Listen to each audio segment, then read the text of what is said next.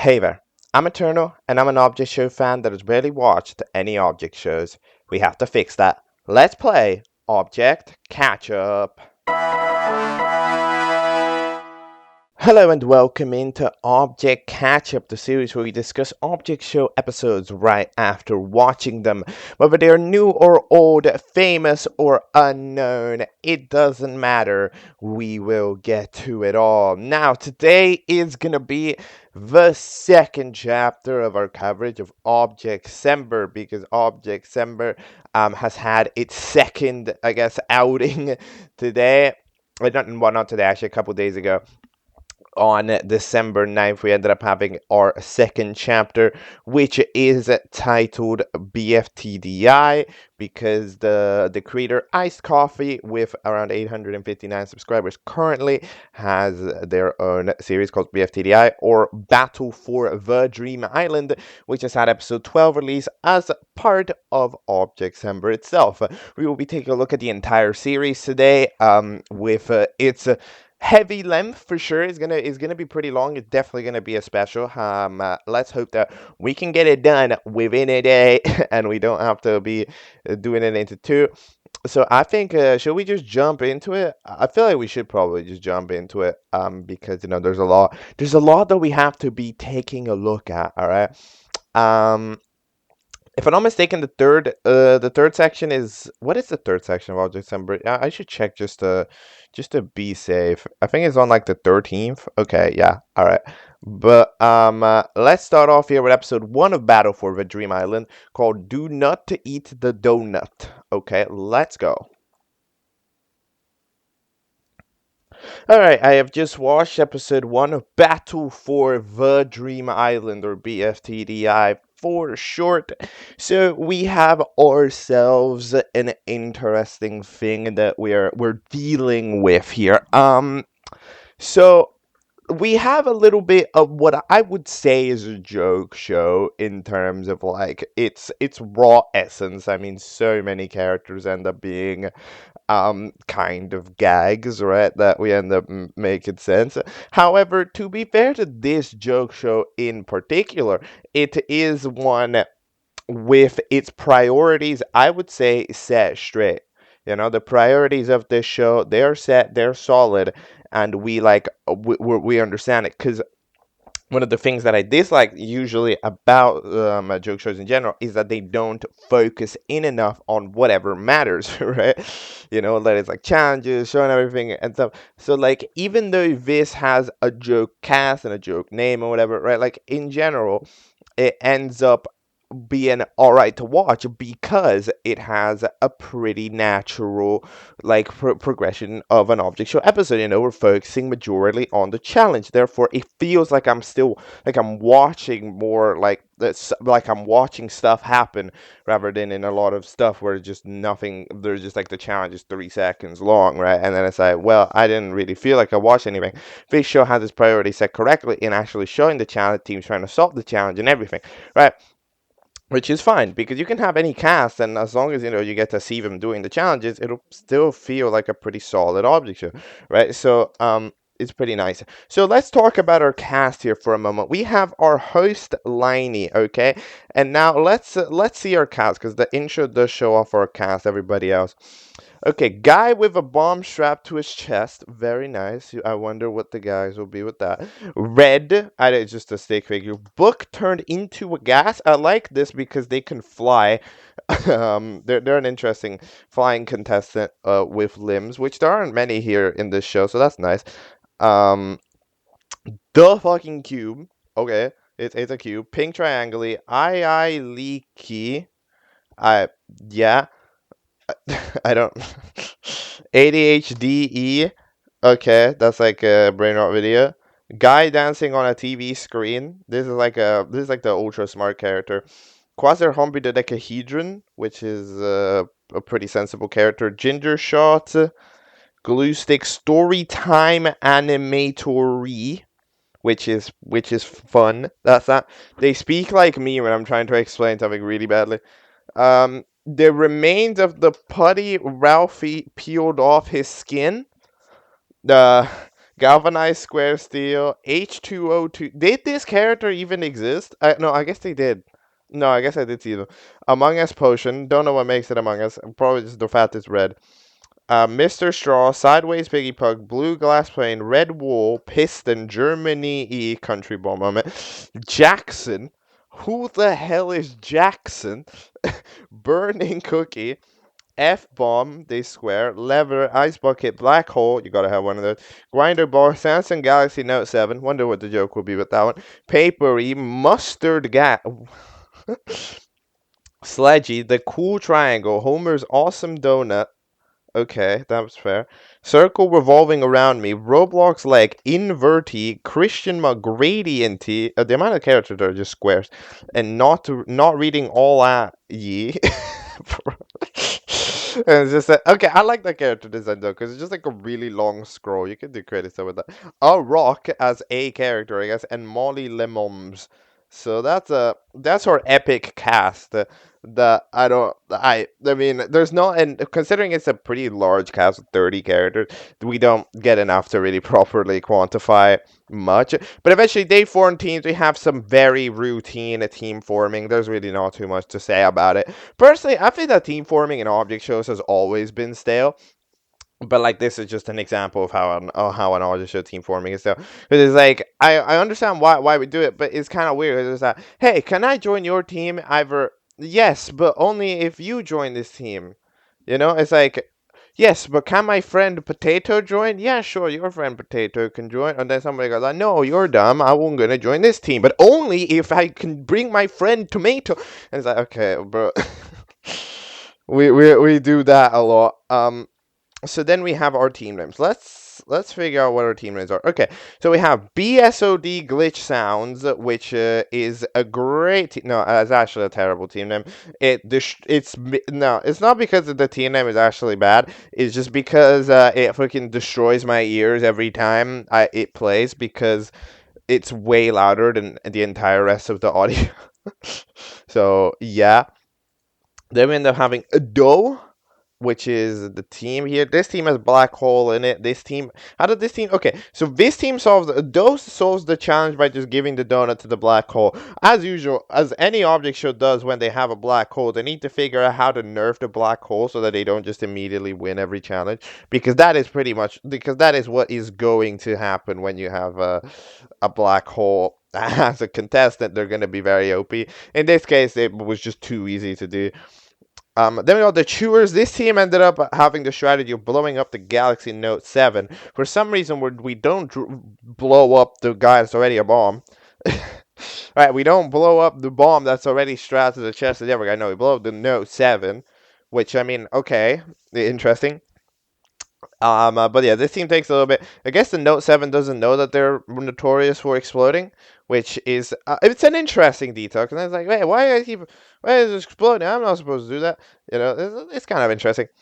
Then we have Team Absolute Trash. This team loses, so of course they don't solve it. They try to blow up TNT to explode it. However, it just turns it into a dust. It doesn't like quite get rid of it. When they blow up one TNT, and for some reason they stall. They spend most of their time building a structure like 4 million TNT instead. So yeah, that team struggles. Then the Chris Legs, what does this team do? Oh yeah, they steal Grinder Box from the Glitch Sounds to grind up the donut. Because wait, did I even say what the challenge? The challenge is to eat a brick donut. Okay. But eventually, so they grind it up, and then they make like the freaking grit and inverty per character, I think, eat it. So yeah. Oh, I understand why they look weird. Oh, because they invert whatever color it is, so they screen. Oh, okay. And then the BSDOD Glitch Sounds. How do they solve it? Oh yeah, they just yeet the okay, they try to hit sledgehammer it. It doesn't work because the sledgehammer, I guess, is super weak. So they just yeet the donut and go, yo, I ate it, and then the host goes with it. The thing about Liney is, I'm not gonna lie, anytime Liney's on screen, it just looks like there's a wall. I'm gonna be absolutely for real. It just looks like there's a wall. Anytime the Liney's on screen, it's like, yo, why is there a wall here? But yeah. So those are how every team solves their respective challenges. There's a couple of gags This one's partially on me. I've gotten very used to watching Object Show with subtitles on, so now that we have a video where the auto subtitles are off, it does end up being a little bit weird. But in general, what would I say? Music maybe mildly too loud, but I think I say that about every Object Show. I think I just like my music quiet. And then we got ourselves some other fellas. The voices are all like kind of similar, but in general, the vibe that this show, I mean, they're kind of similar because they're voiced by the same person, but in general, they have like a the vibe of the show is very like kind of that awkward style of interaction, when it's like something some people go and run on sentences and they're kind of quiet, like there's a quiet essence to every character as well in the way that they're VA'd because they kind of sound like, oh hey, you know yo, so it's like I did this thing, and then we do that, and then we do that. Like there's kind of that general vibe going on, but there's some pretty solid stuff. We do also have the little bit of an issue that it really doesn't feel like too much of an environment going on because we're just in a batch of grass, right? And in my opinion, if you want an object show to feel more alive, you need to focus on giving it a little bit of environment as well. Because if you don't give an object show environment, it's just going to be an object show on grass, and then it's like, okay, well, like we are having different perspectives, as in like each team is on a different patch of grass. You could tell, but like, yeah, sometimes you gotta have something a bit more than just grass. All right, but hey, there's gonna be a gigantic explosion. Maybe we're gonna have something to work with then. But yeah, in general, this episode it was very watchable. It's of course a large cast off the show with a relatively small length for episode one, which means that we just don't know a lot of these characters, but we will have to sort it out. Do we have to vote a member off or on? We have to off. Okay, so we have to eliminate somebody. I mean, I'd probably predict Storytime Animator E getting eliminated because they're annoying and they made their team lose. So that's why I'm predicting Storytime Animator to get out. But I could see a character like a literal rock getting out because they're the only one that doesn't have an asset properly made, or Burning Cookie for throwing. Burning Cookie was mean. Oh shit, no, Burning Cookie's out. Oh yeah, no, never mind. I just thought about it. No, Burning Cookie's gotta go, right? They were just mean. They call everything stupid, and then their idea is 10 times worse. Ah, nah, Burning Cookie's gone, bro. It just gotta be. It's so over. Yeah, nah, it's over. It's over, bro. And then the video ends with Merry Christmas. Was it Christmas time though? It was December 9th. Okay, sure, it was Christmas time. I better see that in episode 12, okay? December 9th, and then we had December 9th, when the episode 12 release. I better see that same image appear in episode 12. Otherwise, I will be submitting a formal complaint to the offices. Okay? I don't know what that means, but we're gonna go along with it. But yeah, does this show fill me with hope? I mean, it's an episode one. I think it has time to be better. If it remains at this quality, I think it might get stale pretty fast. However, I do have faith in it taking this setting and then giving it some additional production value when you see, oh, the show does well, let me actually lock in and make some more episodes, okay? That's what I'm hoping for, but we're gonna have to see, right? In my opinion, these shows, of course, they get better when their cast windows down, especially, again, there isn't too much time per episode, so the large cast just ends up being a nuisance to start because we just can't give everybody screen time, right? So yeah, it's just the way that it goes. Okay, let's jump over to episode 2 of this series. Episode 2 of the series is 10 minutes long. Music I Get Wet by Andrew. Sorry, I just saw it. I just looked at the description. Second episode of Battle for the Dream Island is Getting Papery to Talk. Let's go. Okay, so a while ago I watched the second episode of Battle for the Dream Island, or BFTDI, Getting Papery to Talk. Now, this episode is quite interesting. We have ourselves some characters. And okay, so earlier, right, in the chat of episode 1, I was wondering why this episode felt a little like why the interaction this episode felt a little bit different. I just got a like more quiet, more rundown. It feels like there isn't a script nearly a lot of the time with these episodes, right? It feels more like raw conversation. Like, okay, I'm gonna record a scene where you say the right. Like, there's a general idea. There's like a bullet point, but it doesn't feel like everything's scripted, right? So, in general, we have fun. But I think I realized why the characters feel different than how they usually do in an object show. And the answer is surprisingly simple. They're just British. They're just British. Because at the end of the day, it's like, sure, there are British characters in object shows, but that's always considered like a quirk of the character, right? Like whenever you have a character that like speaks in British English, like that's like a quirk of the character, you know. That's that's a haha. Look, they speak different, right? So that's the thing that this object show does. But here, in this case, you have everybody speaking in a British accent because, you know, presumably our creator here would just be.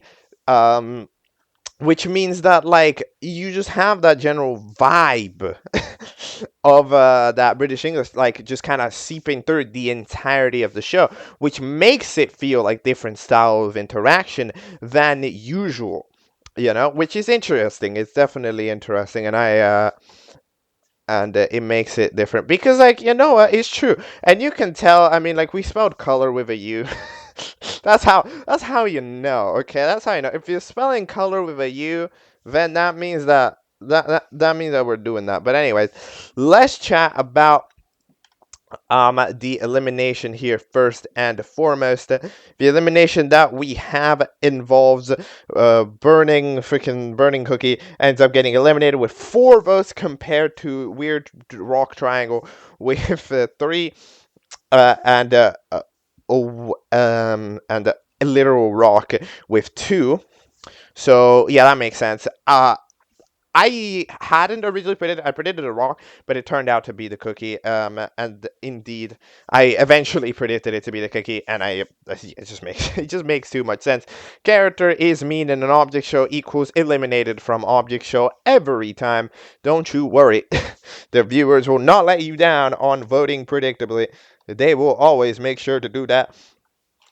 But yeah, pretty clear elimination. It's a little bit unfortunate because that was like the leading drive of this team majority of the time, right? Like it was yeah. It like the reason why the team was even doing anything in the last chance was because of the cookie. Nobody else was even really pitching in ideas. So like, yeah, this team is gonna struggle. But anyways, the challenge is apparently simpler this time. Because it is to say the color red, okay? Now, of course, what does that mean? Do you need to say the color red, right? Like, do you need to say red, or do you need to say the color red, right? Like the sentence. Everybody pretty much clocks that you have to say the color red, even though I will say that, in my opinion, when we show the text saying say the color red should be in high no what the hell is it called, in quotation marks, so that way you can understand that you're supposed to say the color red, because it's a mystery both to us and to them, right? But yeah, eventually they end up mostly saying it. I'm surprised that nearly everybody catches on that you have to say the color red, right? Because I feel like it's not that big of a fit.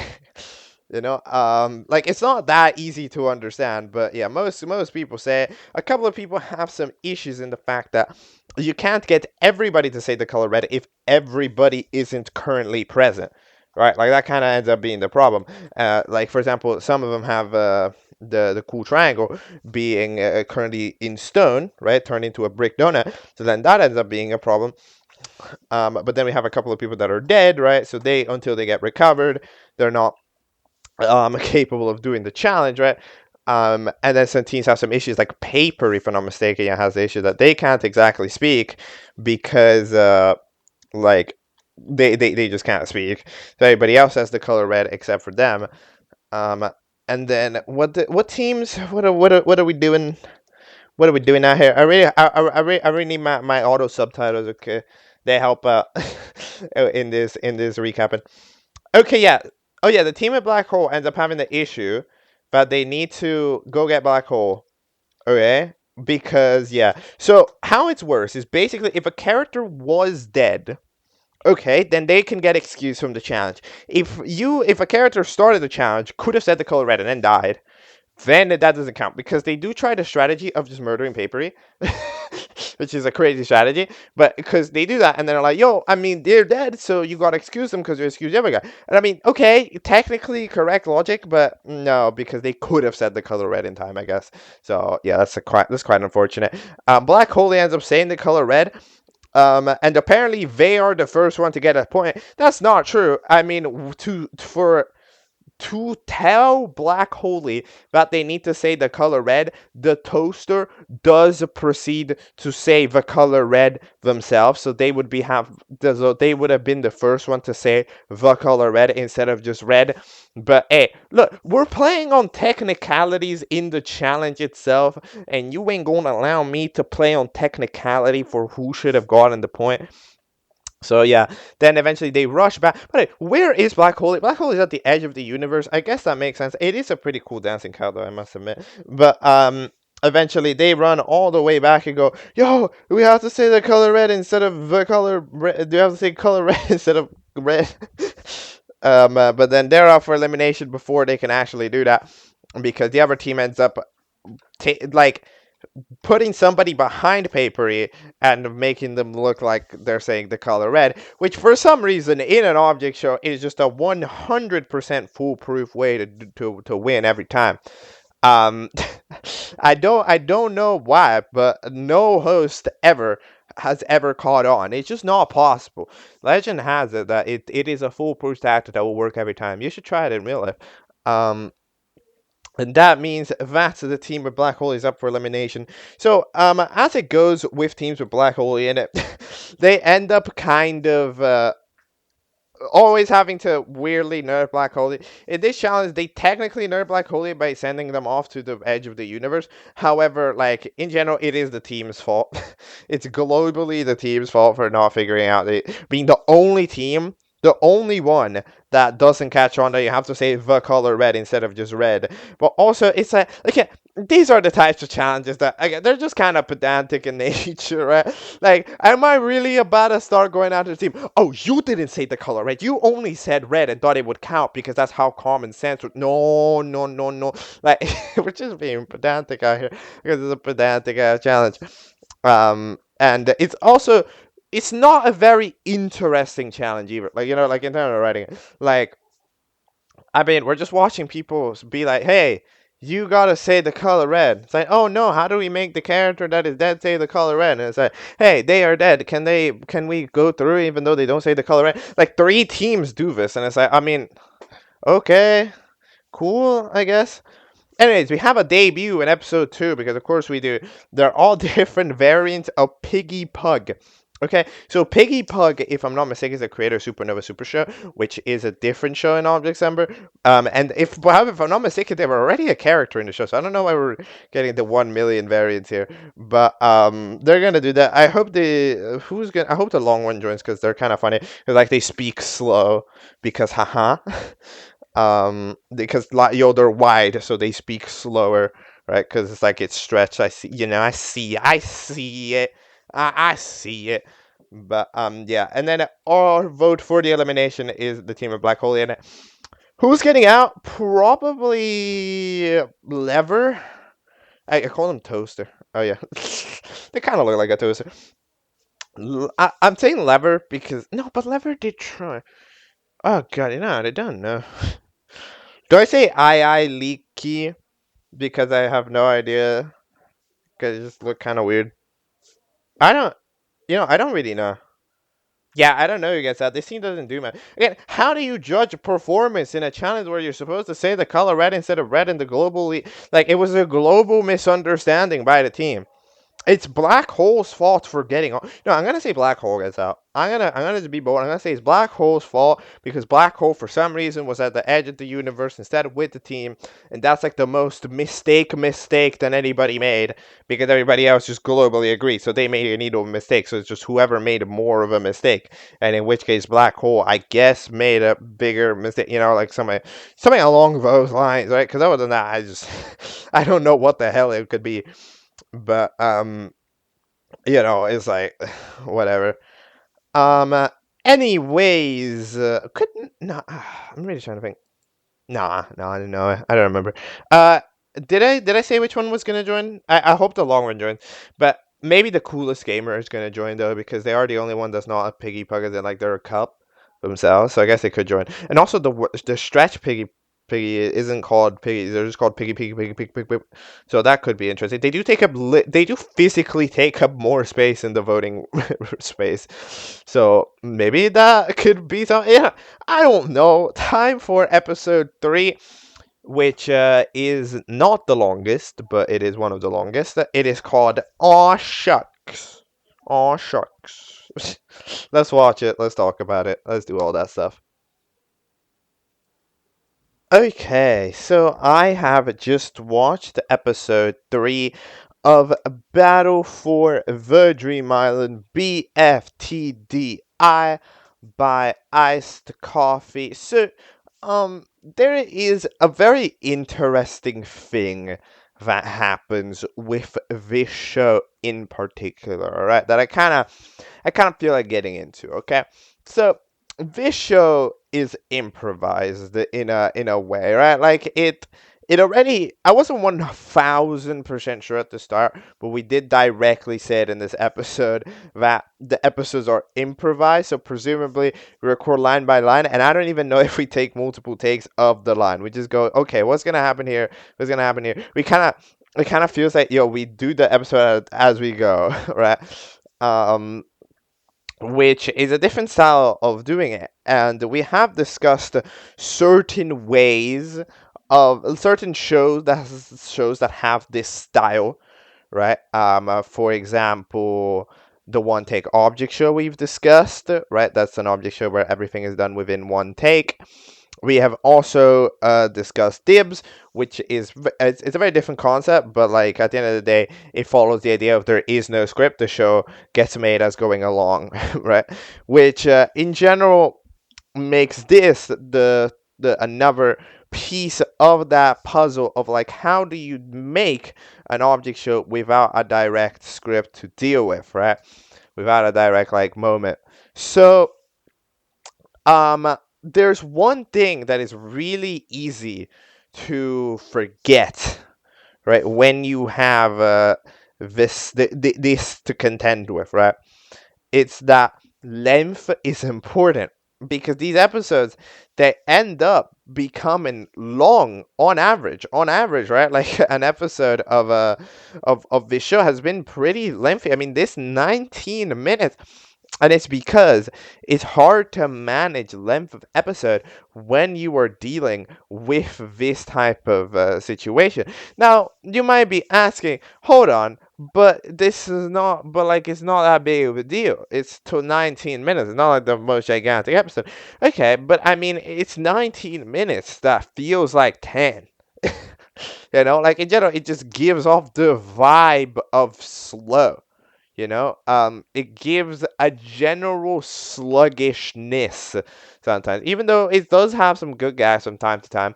In general, of course, the show feels like it's sluggish a little bit in the way that it progresses because it does everything slowly because it does everything in this improv way, right?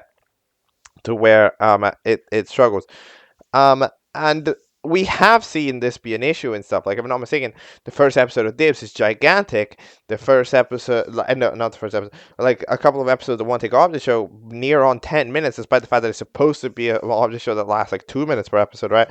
Because it's just simply like this situation where managing length is very difficult because you're improvising, but you don't realize how much you're improvising until too late, right? But hey, we do have somebody here that has experience with their own improvisation act. Their other object show series, if I'm not mistaken, what even is it called? They have like Battle for a Building, right? That has 3 seasons. So like we are relatively experienced in our crafts here. However, like it is still an interesting detail. So we have snow. It's officially snowy. It's a new environment, which is pretty nice. It's pretty cool. It has some other fellas. I think is there 1 or 2 new assets? There might be a couple of new assets. I feel like the man dancing on the TV is a new asset. The levery, I'm pretty sure is a new asset. It makes the lever part of the lever actually stick out like way more. But then we end up also. Oh yeah, we also have a new intro. Okay, so let's chat about this intro. This intro is very B at its core, of course. Characters flying in, sort of squish and stretch.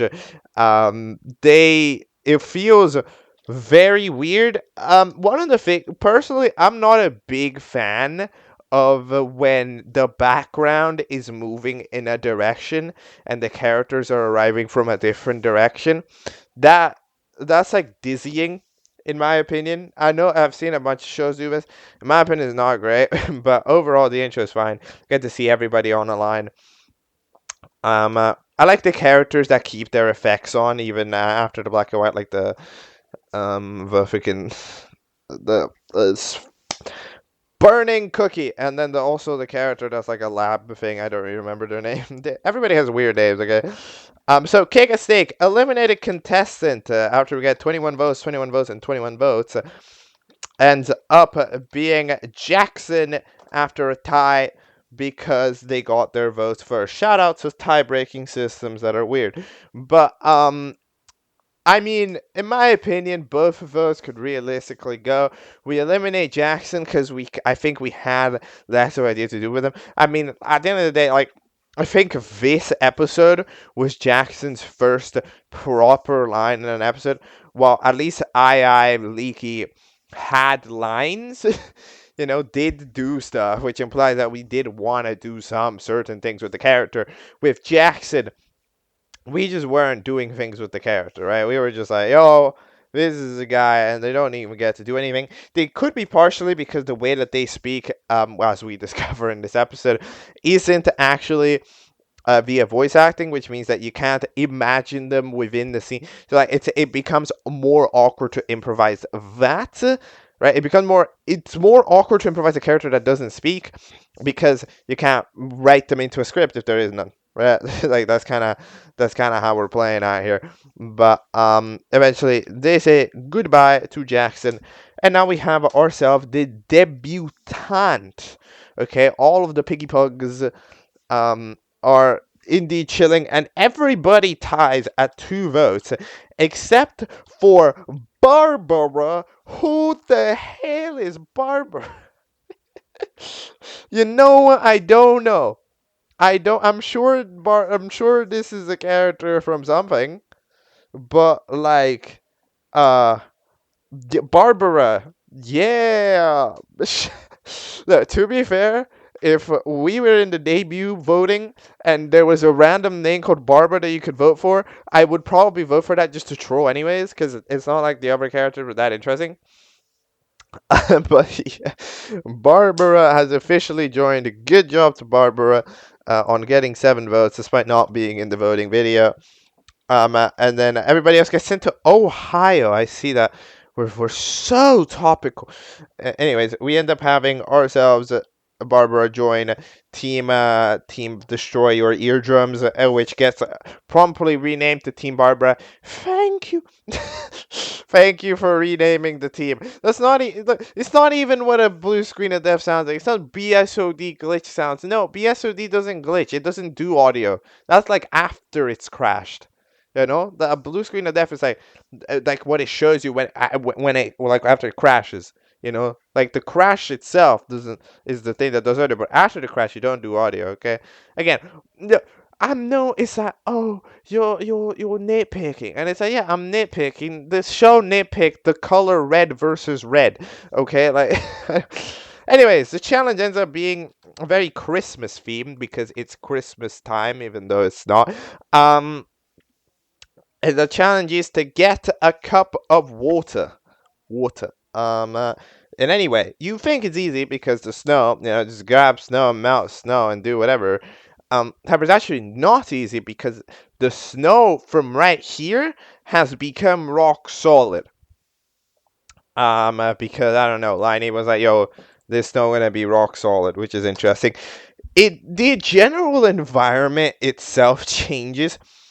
It feels quite different. I think the reason why it feels so different is that I don't think the environment itself is that different, but it's really hard to tell what the sky is.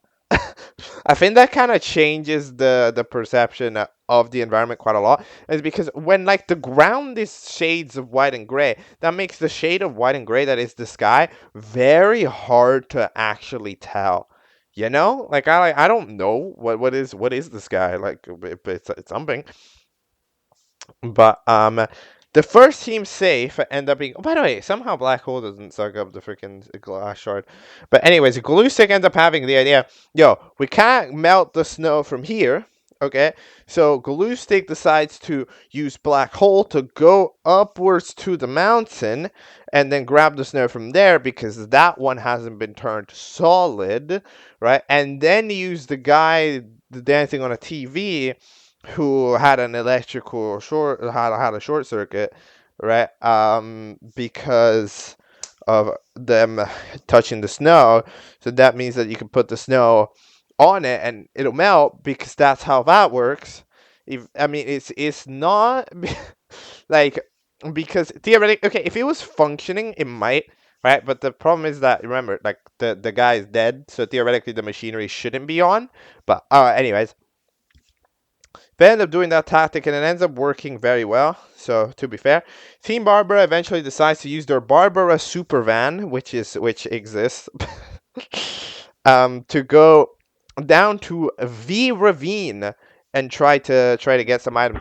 To be fair, okay, one of the things that I am an enjoyer of is that at least this is setting up locations, right? Like we are doing some semblance of doing that, right? So now we're figuring out, okay, there's the mountains, there's the ravine, right? Like we're starting to figure out what is our surroundings, right? Because in episode 1 and in episode 2, we just didn't have any surroundings. We were in grass, and there was grass, right? But at least here, that we're starting to figure out, okay, so there's some mountains, there's this ravine, right? And that again, these are places that you can eventually call back to in future challenges to start like evolving the game world, right? It's kind of like when you unlock a new area of the map, you can now utilize that in future writing and future ideas, right? Rather than just having everything be grass. So at least we are forming those types of locations, which is nice, is what we need to do. But anyways, yeah, the Barbara super van ends up going. Half of the team ends up debating, yo, I mean, or piggy paw sideways, whatever. Fucking the user ends up being like, no, I'm the leader. I named the team BSOD Glitch Sounds. I'm gonna. I'm gonna stay here because we can't trust the new team members. Like, okay, I mean, you could do that, but like, do you have a better idea? I don't know, but Grinderbox eventually sticks around alongside the ice bucket to have the crazy idea. Then eventually we end up having this team, which do you think I remember the name? Yeah, no idea. This is the team with the water bottle H2O2, okay, which ends up going like, yo, we can like pour you in a cup and do that. We end up dealing with this a lot of like the mildly awkward conversations with characters, like, hey, could we like pour you like there's a conversation that happens like 12 times in this episode. Again, it makes sense. Yeah. Eventually H2O2 I was like, okay, fine, I'll do that. But then apparently H2O2 does not count as water. It counts as H2O2, which is different than water, and Liney doesn't like it. So that team fails. Presumably a different liquid like the Among Us potion itself doesn't count as water, so they don't even really consider it, which, you know what, fair enough. then eventually the fucking cube ends up trying to deal with the ginger shot. So the ginger shot had ice in it. However, presumably by just existing for a while, the ice melted, right? So they don't have ice. So they start to think, yo, can we filter the ice? Which is an interesting thing that you could imagine. Um, a filtering machine, kind of like how. Sorry, I hit the microphone. Kind of like how water and oil don't mix. But no, that's not how like ice works. So like it seeps into it rather than not. Eventually half of the team ends up being lost in a hole because Storytime YouTuber was like just sent them down a hole. I don't know how that happened. We don't really get a lot of knowledge in how that happened. But they sent like everybody to a hole and like, hey, at least here we can tell a story. It's gonna be a story time. Ayo. I'm so ready in episode 7 when Storytime Animator is gonna go like, yo, so remember that one time I was in a hole? And it's gonna be like, oh my god, I remember. It's gonna be hype, okay? It's gonna be very hype. Um, then eventually we find out that the ginger shot didn't actually get melted, but instead it got stolen. Uh-oh. And then they melted it into the cup somehow. We don't find out how. And then they end up giving it over, which makes sense. Then eventually the mug ends up having the freaking water in it. So they end up grabbing it and giving it. Apparently it doesn't count because it's the holy water. It's not just regular water. And the mug is, of course, upset again. Then Roblox leg just has water around because they do. I don't. What is happening? I don't know, but Roblox leg, okay, gotta be one of my favorite rectangles in the world. As far as characters that are green rectangles, this is gotta be one of the top ones. But yeah. Oh yeah, we yet again have a drama about apologizing to Sledgehammery. This is an interesting thing as well with this type of show. That's like more improvised. It's how do you do an arc? Because to do an arc, you have to directly remember episode by episode, which is going to be created like months apart. That we need to sort out this arc, right? So it is always interesting to see something like this be taken, especially because this arc is delayed again to later. Like theoretically, as far as we know, we would need to have this apology still happen in the future. So it'd be interesting to see if we actually get to see that happening um, in a future episode, or if we're gonna forget about it. Then Ice Bucket, then they're going like, yo, we could just pour the ice, man. But then they decide, no, we shouldn't do that because remember, the ice from the Ice Bucket got stolen for the prize. And he doesn't want to admit it. So they end up running away. Then we end up trying to pour. If we pour you out, these are some quotes. Okay, what are we doing? We pour out the piggy pug, which I like how you lift me the right way up to get rid of it, because of course we do. Then we have them be empty, so they just try asking around for other things. Barbara brings them over to the ravine.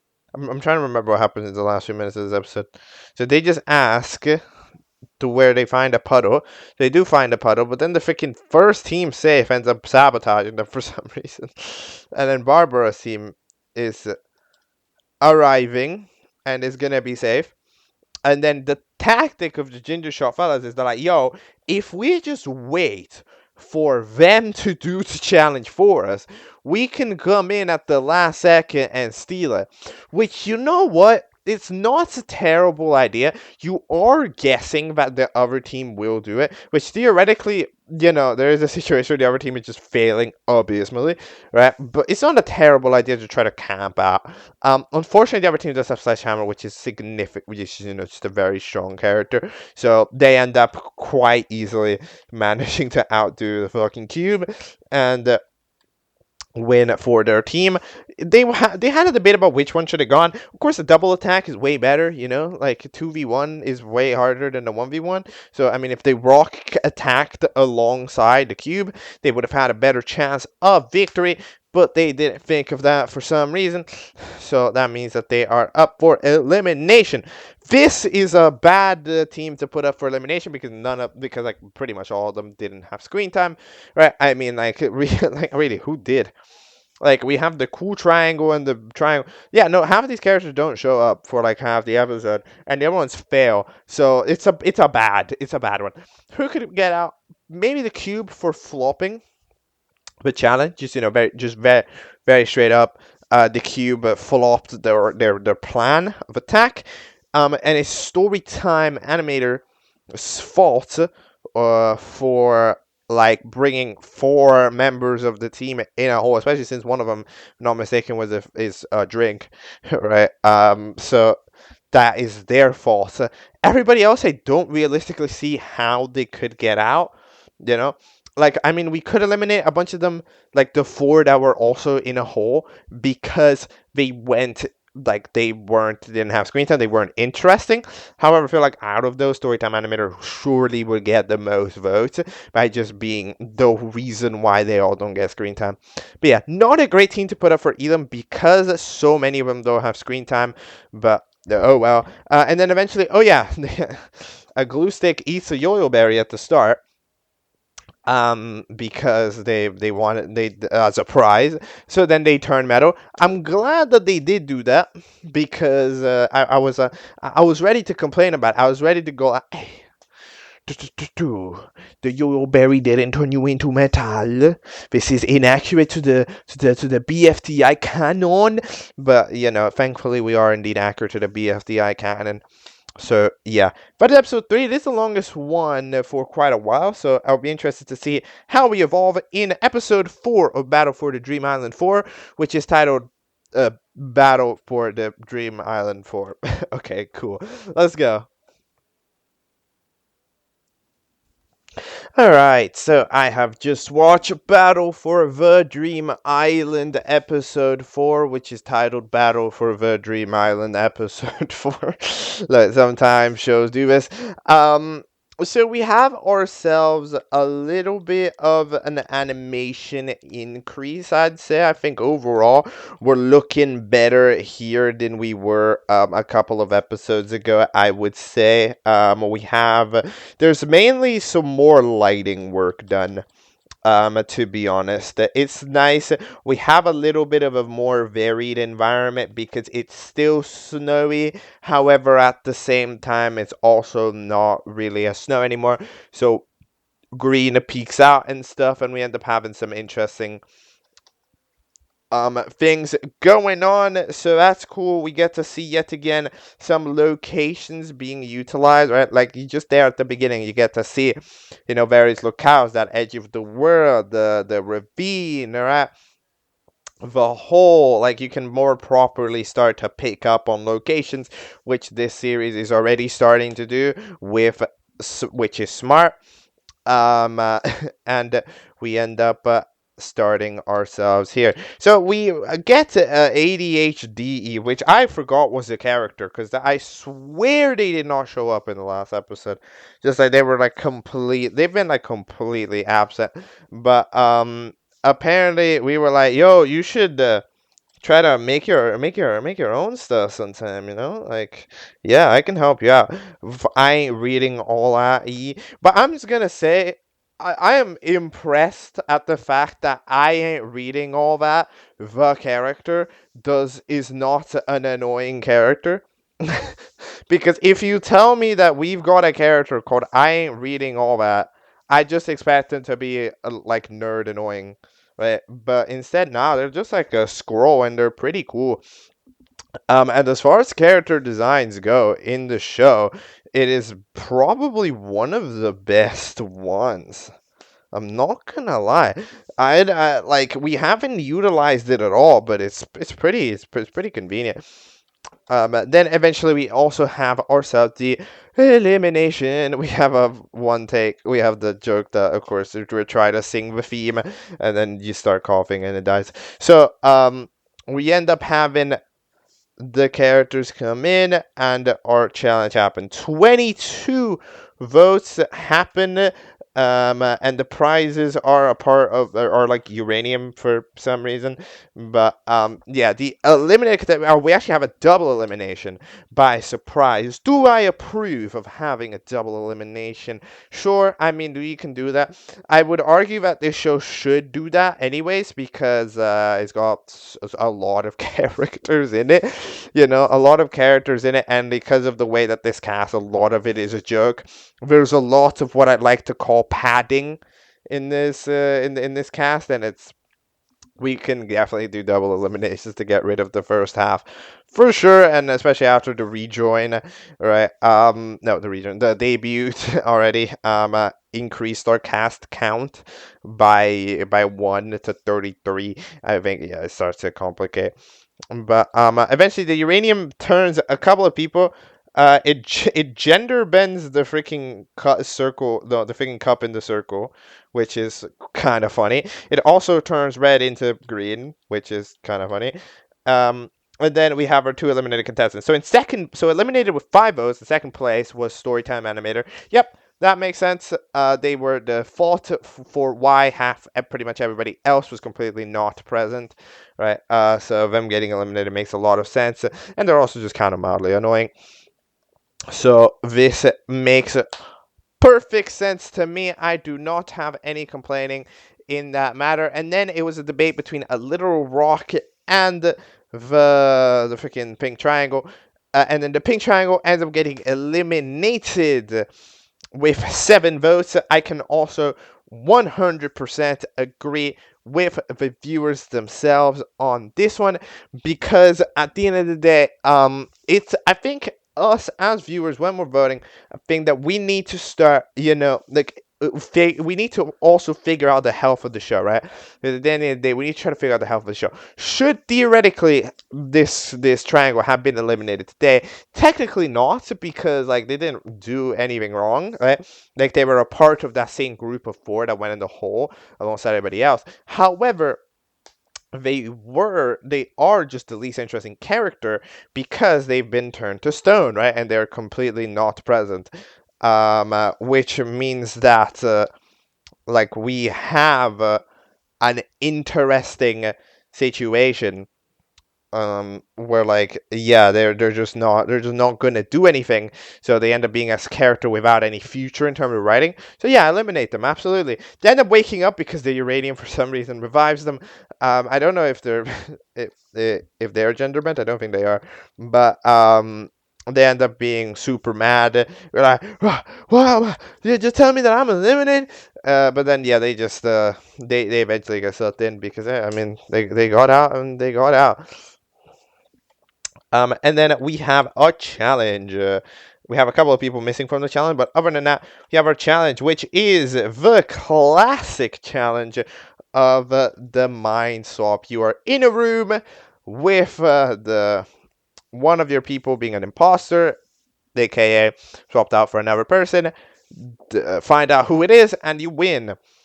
What do you think of this challenge? I mean, first of all, it's obviously a BFB clone through and through, right? This is a challenge that they do. It's a very iconic BFB challenge, to be honest, right? But so I see why different object shows tend to do that from time to time, because that is an iconic BFB challenge, but it is also kind of interesting. And I will say they do that challenge later on in the season, here we're on episode 4, and I still would like to say that we're in the early days, if we're doing single eliminations mostly, this show's gonna have 30 episodes, so we would need this show to I would do this challenge more like episode 10, when teams are still gonna be big. However, we're gonna have a bigger understanding of some of these characters, right? Because right now we don't have a big understanding of a lot of the cast, right? And it seems like a lot of the cast doesn't either. So we only have to make the swaps end up being the only characters that have immediately noticeable traits. Oh, you swapped out the Christian mug that says everything's a sin with the guy who always swears, right? Because they're the ones which has the most immediately noticeable quirks. But at the end of the day, they're the only ones you can reasonably swap. But as soon as you swap anybody with a non-super like obvious quirk, then nobody's gonna notice, which is what happens with Red, right? Red, who absolutely takes the best approach, by the way, as Lemon, because like it's just kind of smart. I'm not gonna lie. The idea of just taking initiative, right, is very important, because if you just sound confident as the person that you're in, you're more likely to survive, right? It's kind of like an imposter among, if they're really quiet at an emergency meeting, I don't know, gonna need to be a little bit suspicious about it, right? Because they might be trying to do impostering.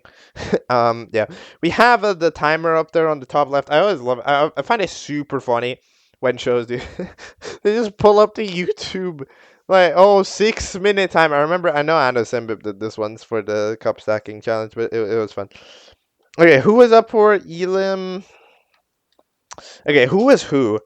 So oh yeah, the lemon. Yeah, the lemon in the meanwhile swapped out for the swearing guy, and for some reason couldn't swear. I don't know why the lemon. I mean, like, I understand that you're the swearing guy, but as soon as you picked up, yo, you didn't swear. And I was like, well, I don't need to swear all the time. No, at that point, just swear, bro. That's so wrong. You can do a little swearing. That's no problem. I'll understand. Like, it's not that big of a deal. But yeah, lemon eventually gets caught out. Then somehow the team doesn't clock that the swearing guy turned into Mug, because they just cough out all their swears that they have to say.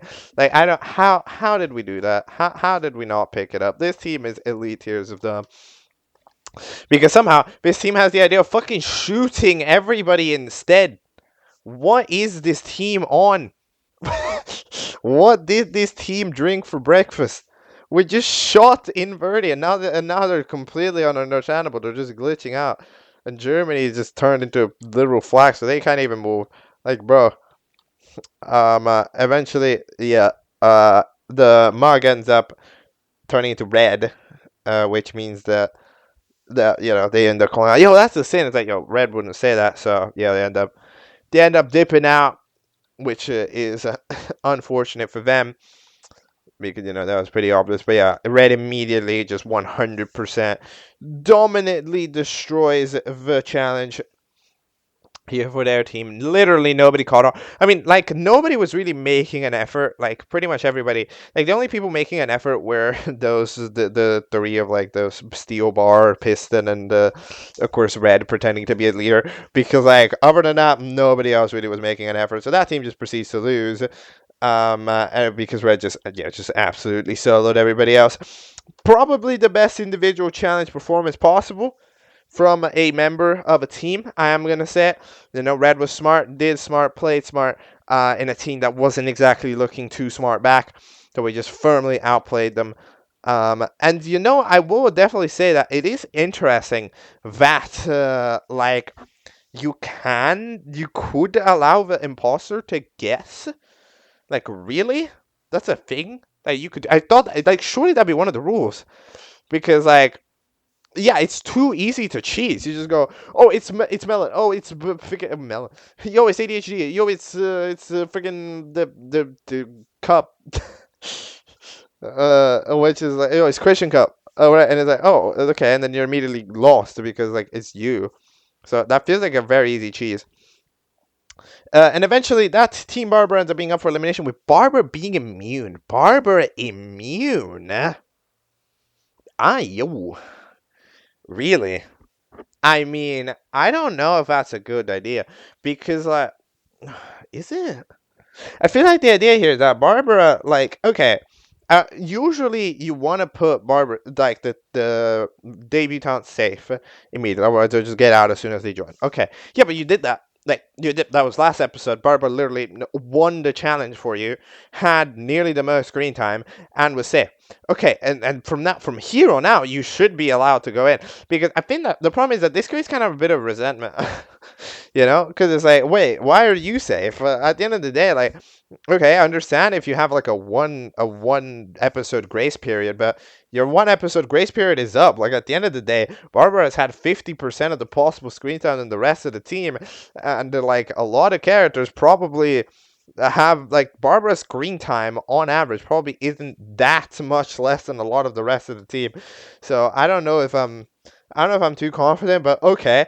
But I will say I think Barbara's screwed in the first elimination that includes her in it. So because of this, I think we're going to start becoming a target, because it's like, by saying that you're going to be a target so you get special treatment, you indirectly become the target. They become the target from then on out, because of having the special treatment. So I don't think it's looking good for Barbara. Of course, it depends on the specifics of the next time there for Elam, right? Who else did correct? Who else did bad? Who else did this and that? Right? Like, yes, that does depend.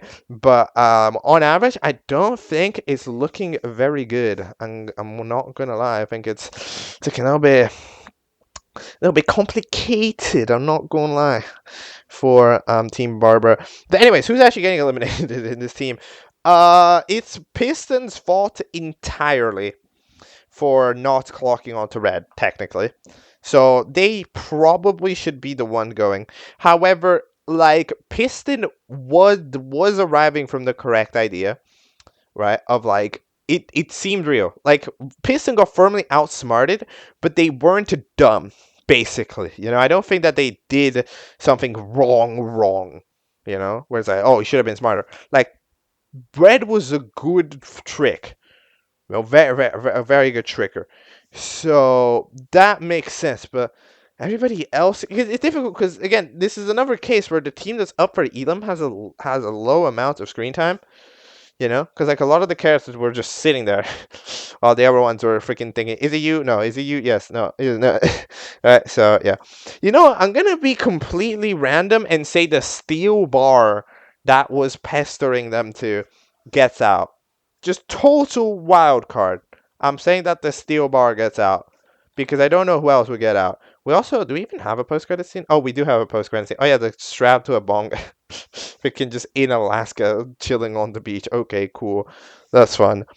Let's go to episode 5 of the episode, which episode 5 of the episode 5 of BFTDI, which is titled Christian Mug Spotlight Episode. You know what that means? It's obviously not gonna be one. Let's go. Alright, so that was episode 5 of Battle for the Dream Island, the BFTDI Christian Mug Spotlight episode. It was obviously not Christian Mug Spotlight episode, but hey, what else is new? We have ourselves some interesting details. Here we have a gradient T trying to solve. You know what? I don't know, bro. I ain't reading all that. It might be one of the nicest people I think I've ever seen. Just in a show, which is really funny. Because, like, they're called I ain't reading all that. But, like, they're so nice, though. Like, they're just like, yo, they try to help out people. Like, yo, ADHD, I'm gonna help you out. If you wanna try to make some media, it's like, yo, I'm really worried for Germany. Yo, I'm really worried for you because you got fucking shot. But like, it's a level of concern that like nearly nobody else in this cast has, which I think is really interesting. Well, I don't like the nicest contestant possible. I think it's fun. But eventually we have our elimination, which takes place in an island in the sky, which is interesting. 24 votes. The prize ends up going to Sledgehammer, which makes sense, by the way. I always forget to do it, but yeah, Sledgehammer and the red wall end up turning red as the prize, which is kind of fun. And then we also have ourselves the eliminated contestant with 7 votes, being Galvanized, Square, Steel. I got correct. I threw it in as a curveball because I wasn't too sure who was getting out, and they do get out. It's interesting how Red Wool was nearly about to perform one of those classic, like, well, not classic, one of those rare double ups of like getting the prize and also getting eliminated, which is interesting. However, in this case, yeah, they end up getting being safe, and the Governor Square Steer is officially gone. Goodbye. Which yeah, that's nice to have gotten the prediction correct. I'm doing very well as far as predictions in this show are going. I'm being very good at predicting them. I don't know why, but this show I'm kind of getting it. I'm feeling it. You know, I'm feeling it. Then question mark freaking dies because they like the challenge, and for some reason Liney gets randomly. It's Liney is just in a bad mood today. I don't know. So challenge is throw the mango off, but no bullshit. You have to throw the mango off, okay? Like with a throw, which makes sense, seems fair. However, at the same time, it is still, of course, very much so biased to Team Doe, which has Black Hole, and also Book in Gas just ends up being decisively one of the strongest teams. And indeed, they can just throw something, just fly right next to it, throw something to get it off, and they do indeed get it off. Flying contestants are so powerful. I'm glad that this show is showcasing just how boring a flying contestant technically is. Right? Because, like, usually a lot of object shows, like, what they do is they have flying contestants, and then they make challenges that don't feature the flying contestant, right? No, they have challenges that, like, oh, flying contestants are banned, and it's like, bro, then just, you know, your choice to put the flying contestant in the cast, and then you don't let them do any of the challenges, right? But I'm glad that they show how, like, no, flying contestants just they're good, they're OP. They've got so many capabilities on any type of physical challenge, and this team just absolutely excels doing it because, you know, Black Hole can bring anybody anywhere. The Book with Gas is also a flying contestant, but with arms. Like, you don't just have one with limitations. No, you have both options. You have the option of like a super powerful Black Hole or the Book with Gas, which has arms, right? And you can more properly speak them. Like, there's just so much to work with here, yeah, on that team. Like, it's just crazy. Then we have a crazy debate with the swearing bomb. This is a new asset. I swear you didn't look like that. You looked way more like a rectangle. But yeah, they end up complaining, and then the fella comes in, the friggin' PO'd off fella. We end up having the comeback. What we do? Okay, then Piston has the idea. Yo, if we throw something at the base, then we threw something. The base will fall, will break, and then we win. Which is like, yeah, I guess that would work. Indeed, and you do have a sledgehammer, which ends up being it is a little bit dangerous to throw a sledgehammer, but hey, they throw it works, it gets broken. The sledgehammer yet again takes in more head damage. This guy's getting a concussion. I'm sorry if this guy like one of these days this guy's gonna arrive with brain damage and just not be able to remember anything. Like, this guy is so getting the this guy's getting a concussion. You just have to at this point. It's like, bro, like, you're not okay. You know, like, you're just not good. Like, you gotta do that. Then, by the way, piggy, you know, the super wide piggy, they're there. What are they doing? How are you doing this? Are you a team? Are you a team? Ain't no way. Somehow the guy which I wanted to join to debuts, even though they don't debut. I mean, hey, good job. You did the challenge, I guess. Good job, Piggy. Are you a contestant? Good job. You did great. Then eventually, the fucking kid just gets upset, like, yo, I just throws you, and knocks it off. Then they die though, so the amount of dead contestants per capita is going heavily up. I'm not gonna lie. And it's not looking good. This is it's a show without recovery again. You know what's interesting? It's the second day in a row we're taking a look at a show where recovery is like banned. Yeah, like, you know, like where death is permanent and it's actually impacted the show. The second time we're doing that, which is really interesting. I don't know. I wonder. Again, just like with the last show that we took a look at yesterday, when I take a look at this show, it's like, will they have a contestant get revived? Because I feel like there are people trying to solve it. but a lot of them also aren't. But like at the end of the day, the amount of contestants that are dying, like we're picking up pretty fast, and we already eliminated contestants due to them becoming immobile. So I mean, I don't know. It's looking kind of complicated. But eventually they end up having mustard gas throw the bottle cap of H2O2 because it's the only thing they can throw, and they gotta land it. So they get a throw. It's pretty solid. But it unfortunately misses the mango. I'm gonna point it out. A bottle cap is not going to knock off a mango. As as far as the physics are concerned of the two items, I'm pretty sure that even if it landed, I shouldn't really knock. It's like a bottle cap is a really light thing, right? So yeah, it misses, and mustard gas unfortunately fails completely. And that team ends up losing because Rombo Dodecahedron or whatever they're called ends up being safe, which means that they are up for elimination. Who gets out? It's gonna be. This is an interesting question. To be fair, who is getting out? So we have two dead contestants on this team because in the first challenge they got rid of Note 7 by exploding them, right? And in the second challenge they got rid of Papery because they tried to murder them. Okay, either way they didn't move. So the question is, would the viewers give these two characters the pass because they're dead, right? Or would they give them the elimination because they're dead? Because they're literally not there. But there's not, but like the fact that they're still in the competition does still put in the possibility that they could come back, right? So yeah, in terms of characters here, you could see that we did have some mean stuff. F-bomb was really mean, right, to H2O2, and they had a big argument, so that's fair. Mustard gas failed. They probably get the prize for at least trying, in my opinion. God, you know what? I don't know. It would make 100% sense if they did get out. If one of the two dead people did get out. However, I'm gonna just say F-bomb for being mean, even though they did look sad or whatever at the end. They weren't even mad to Mustard gas. They were fucking bullying H2O2. I'm gonna say F-bomb gets out. My prediction is that I don't know.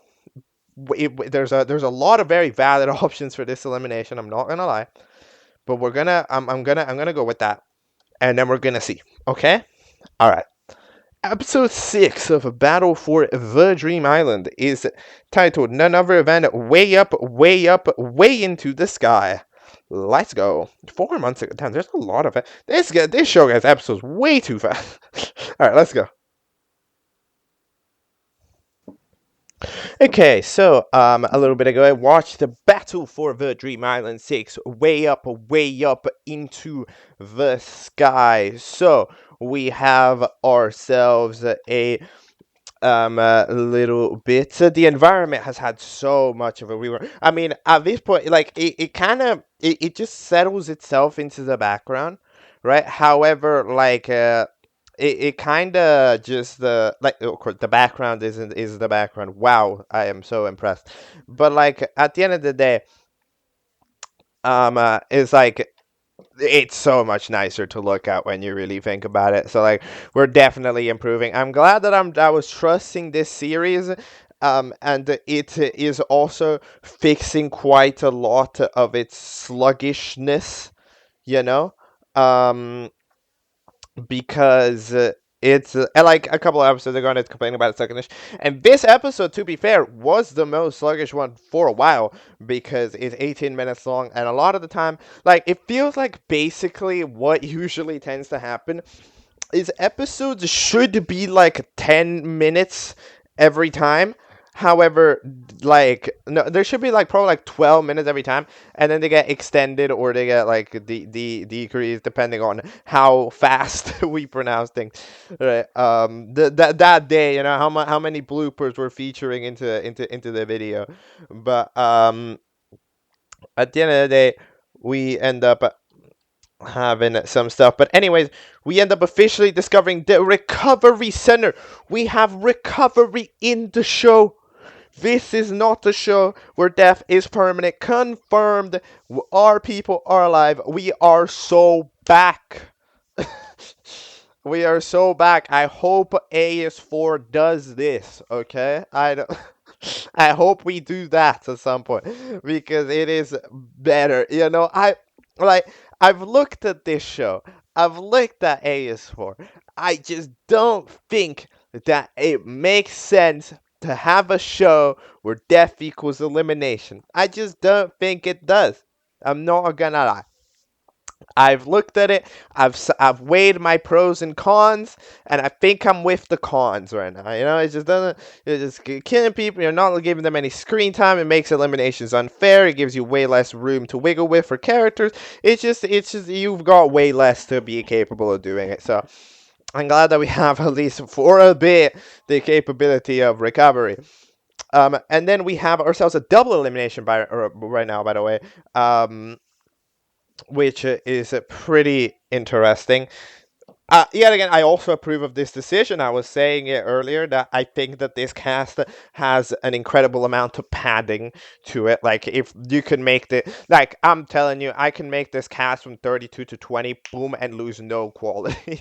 Like, so much of this cast is padding, where, like, we get to eliminate a couple of people. We end up having the prize ends up going to the fella for actually doing that. So they end up immunity to the final 12 or shampoo. They end up choosing the shampoo, of course, because that's the joke. They never actually choose immunity.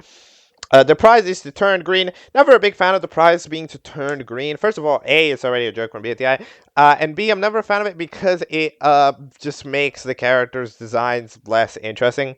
You know, like in general, looking at it is kind of being is not interesting.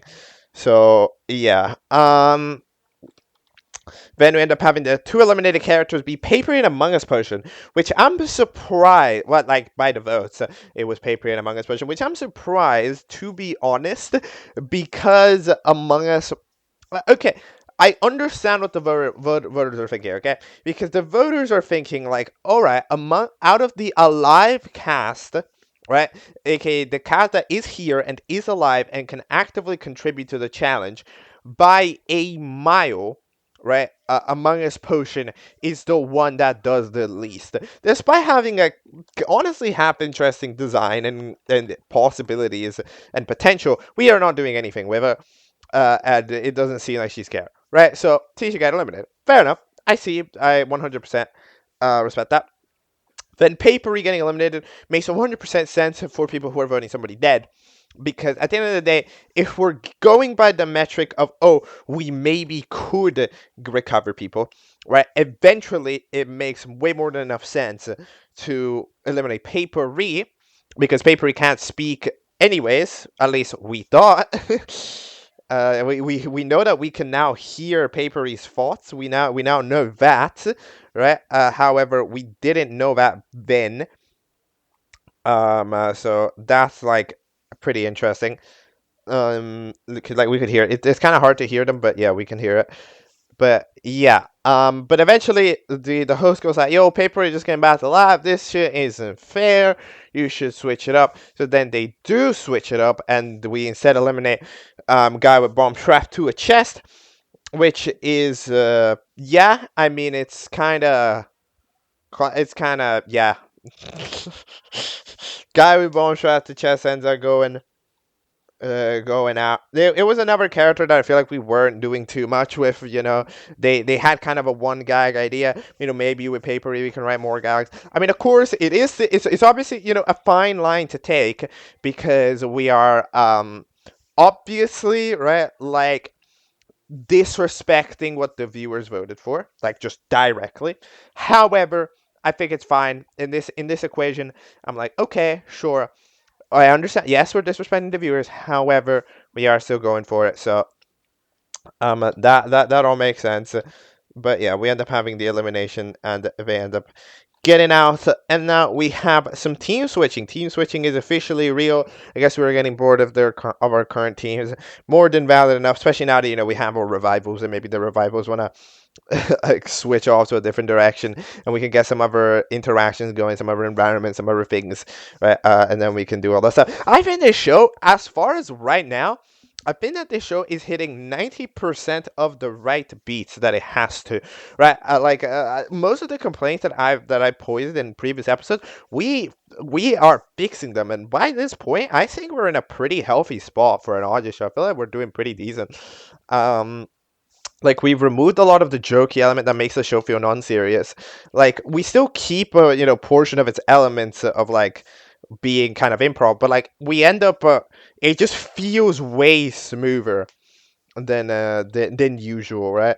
So we have some teams being redone. Oh yeah, we have a crash. Oh yeah, we have the glass panels crash out over on Red Wool because because eventually Sledgehammer ends up leaving the team because like I don't appreciate it, and it's like yeah, and then well, I don't like you because you're mean and you don't listen and you're the meanie or whatever, right? And then Red Wool said no, I can fix it. Like no, I'm gone. And then eventually they end up going into the team with Inverti and like green screen fella that I don't remember the name of. That team has a lot of squares. If you want squares on a team, that's the team for you. Okay, so what are the new teams? Hold on, give me a moment. So Sledgehammer is on their own team. Bad. Never like that, but okay. We have Team Doe has roughly remains the same. They don't got too much drama going on. Then we have a team with the Rombi Dodecahedron, the Roblox-like team. This team now has Papery in it, which could be pretty useful. They seem to understand Papery's gestures a little bit better than their previous team did, which is nice. They also have a Germany that's currently dead. Then we have the team with Red Wool in it. This is a team of Big Rock. So now they're been a little bit segmented because we ended up getting rid of a bunch of their team members, right? They ended up going over to form the team with the team of squares, right? Then there's the team that was currently up for elimination last time. They've ended up pretty solid, especially now that they have no 7 back. So okay, that's all fair. We had the team of Lemon in it that I as usual don't remember the name of, but wait. No, wait, this isn't an accurate image. Where is Martina? What was she? How did I already forget? How did I already forget? Martina. That you are not called Martina. You had a different name. The lady, where did she go? I don't know, but okay, well, I don't, well, alright, never mind. Anyways, the challenge is to get to the top, okay, get to the top. Um, if you do it, you will be safe. Now, immediately, as soon as I heard this, I was like, yo, this is bullshit naming thing again. Right? We even used the same type of text as we did in Save the Color Red, where we put a team up for elimination for not getting to the color red. So what is the top? Okay, you didn't specify that where you were standing was the top. Okay, I thought we were gonna invent some bullshit, but nope, apparently you need to reach the top, and they end up doing that. We have an intro. By the way, we have an intro rework. Okay, but the thing I don't understand about this intro rework, why is there a gigantic black square all over it? There's a gigantic black square, like low opacity black square all over it. And then heading into the ending, like it just chops itself in half, and it just doesn't look very good. Like I mean, the intro's fine. I just don't know why there's a black square. Like, why is it doing that? I don't know. But yeah, I mean, it's just a mild intro rework. Is not too big a deal. But eventually we end up having the first person to get up there being Papery. They get a sticker. Good job. What team ended up getting there first? So we have a lot of strategy is here taking place. Somehow Rock just freaking YOLOs everybody up because they're just that good, I guess. I don't really know how they do that, but I guess they are doing that. Then a couple of people run because Academia does pretty well. Grinder box. Okay, so they murder ADHD and they decide to use ADHD as a grip, and then they grab a piece of the red wool as a brick. So that way, when they climb up to the top using those handles count as a piece of both ADHD and red wool. So they don't have to get up because those pieces touching the top already quantifies as them like being at the top. You know what? Big brain maneuvers? Gaming?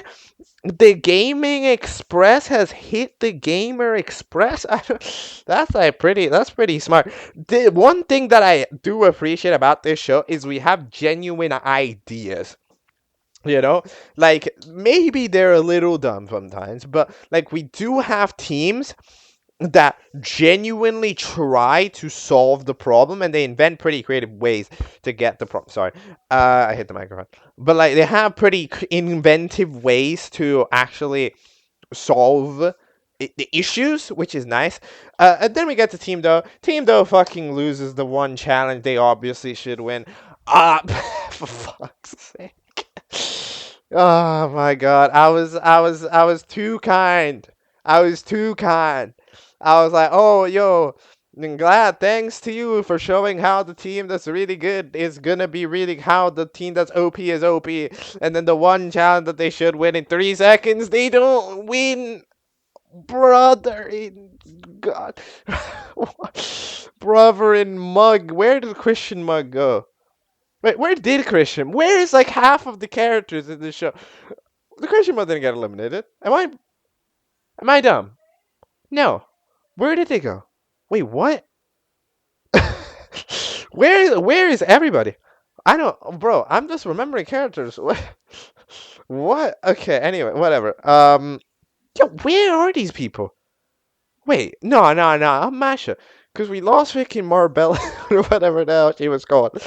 We lost Mug, but we have the recovery machine. Did we recover everybody? Or did we only recover the people that matter to them? To Glass Panel. Wait, what? Where did you go? And then you recovered Germany, but you're still dead. What? I don't know what's happening. Gonna be honest.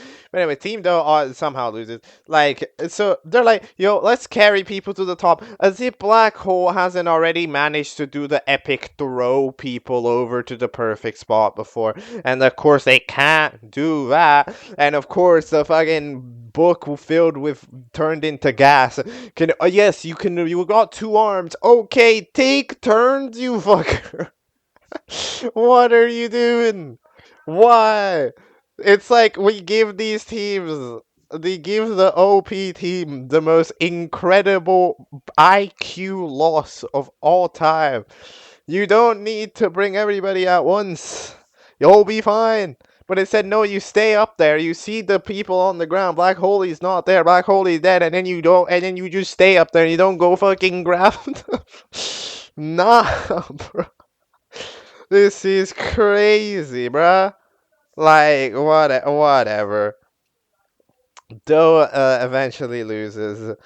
Because freaking Black Hole getting up got hit by another glass shard that for some reason they can't suck up and yeah.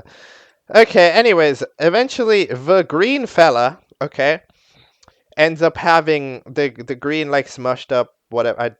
I'm so bad with names, and this show already has weird character names. But okay, they grab one of the elimination podiums, they bring it over to the right next to the thing, they strap the bomb from the eliminated contestant the other time, put it under, so that way they blow up, the platform goes up, and then it lands on the top. That is the most overcomplicated way to do anything ever in life. I mean, it's a smart idea. I'm pretty sure it's not how that works. I don't think that's how the physics work. Like, surely the platform would just break, you know? Like, it would just start, like, it would just turn to, like, it would just break. I don't think it would perfectly go up. It's not like a waterfall, but okay.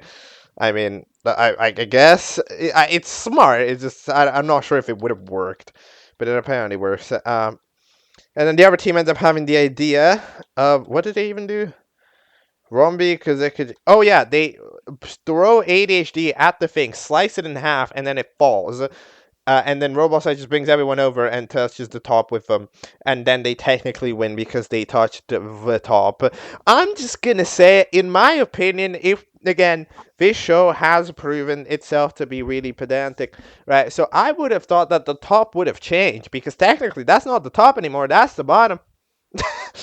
That's the bottom. That's not the. That's not the tip. You know that now there's a new top. You gotta get there. It would have been way easier, but it would have been theoretically it would have changed. But yeah, Team Doe ends up getting up for elimination. We have a bunch of new voting screens, by the way. Black Holies looks insane. It looks like the freaking boot up of an Ubuntu computer. But yeah, who gets out here? Man, we are yet again having another team up for elimination who really just didn't do that much. That's the problem. In my opinion, I think this is an issue with the show. We're putting teams up for elimination that lose because but like most of their cast doesn't do anything. You need a team like for fair elimination, you want a team where everybody did something to be up for elimination, right? But in this case, it's like, I mean, nobody did anything. Like, Glue Stick ate a Yo-Yo Berry 3 episodes ago and just gets punished for it now. But transforming into gas was pretty stupid, but I mean, it at least got people up, unlike Black Holy, who did it because they got hit by a shard. Not a shard that they could realistically dodge, though, because for some reason Black Holes move slowly. And then the other four characters, Homer's Donut, Eye Leaky, Guy Dancing on a Screen, and Lever, pretty much none of them have any realistic capability of helping, right? Because they're just bewildered to the book transformed and Black Holy to bring them up, because otherwise they've really not got anything else that they can realistically do. So I mean, there's just I don't like 4 characters here can't do anything. So I just down the Glue Stick, Butcher Home, then got to Black Holy, and Black Holy threw the challenge. So I have to say Black Holy's out, right?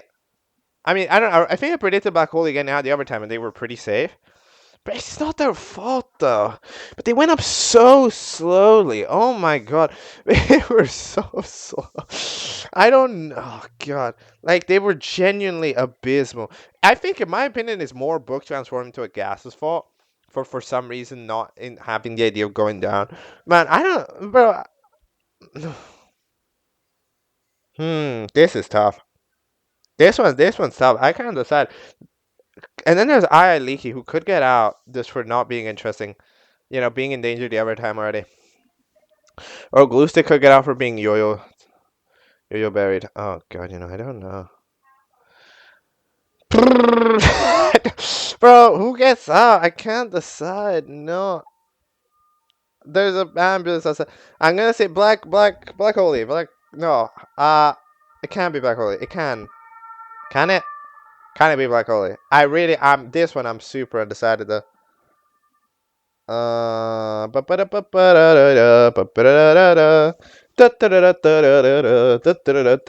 Who is getting eliminated? Maybe if I sing, it's gonna help me find the answer. Is it gonna be Black Holy, or is it gonna be I Leaky for just not being that interesting? Let's go I Leaky. Okay, let's go I Leaky. All right, I don't know. Let's go with them. Episode 7 is titled Find Them. Go. Alright, it is the next day. Yes, already it is the next day. I was embarrassing yesterday. I don't know how the hell what was the fuck was I doing?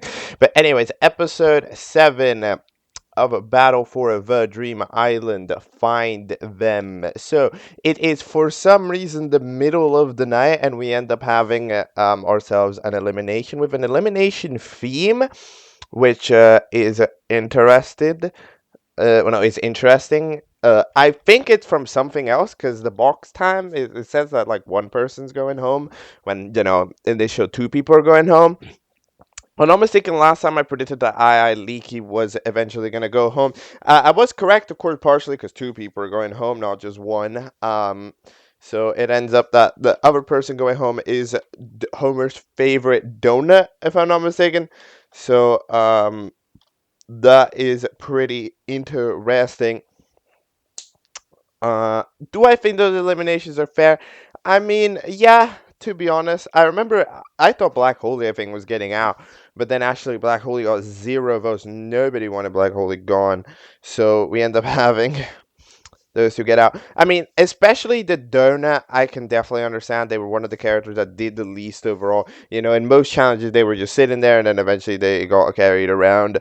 At least Leaky tried to cause a tiny amount of ruckus, right, to the competition. They was very minimal, but at least they were doing something, right, which pretty much nobody else was on this team, right? Because yeah, Team Doe just has a big over reliance on their flying contestants, and it just ends up that everybody else kind of just sits there.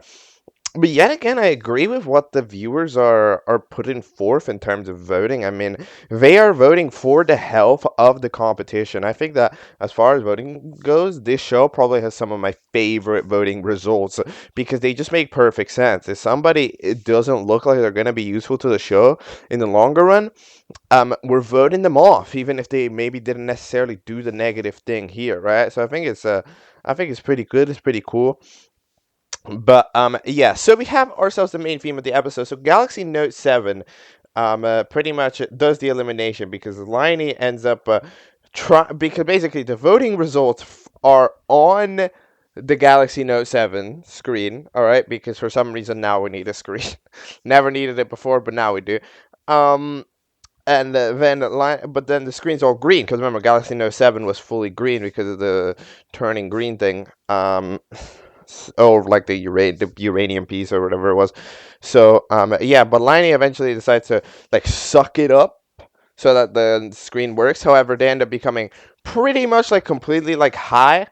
They then like go becoming high. So it just ends up kind of not exactly going great. So they're all like dozed off the entire time. But in the meanwhile, yeah, we get to see nighttime Black Holy. Yeah, I don't know. I think Black Holy has a mild redesign because this fella did not have rings this orange before. This is very orange, but I mean it looks cool. I'm not gonna lie, but yeah, goodbye to those two for getting eliminated. Our intro remains, by the way, with this black like inner border. I still don't know why. It doesn't make any sense to me. I don't know why it's like that. Because the intro isn't built around it. Because like you can see how the characters they come into it, right? So then it just looks weird. It's just like there's a box where there shouldn't be a box, right? So I'm not exactly sure why we do that. Um, but like, okay, I guess. And then we have ourselves our challenge hosted by the dozed off Liney. Liney wanted to do a building challenge, however, they accidentally slam down on their tools and lose them all, and they all disperse. So the challenge is to find the tools. Alright, I mean, that is certainly a challenge that you can do. It's not, okay, I mean, it's not exactly a very good challenge, because, it's kind of, it's one of those challenges where it's like, oh, yo, find the thing, and it's like, I mean, yeah, that's not really like you can have tactics to find things, but you might just not find it. So it just ends up that whoever finds it, it's pretty much just fully down to the writer, whoever they want to be safe or not be safe, right?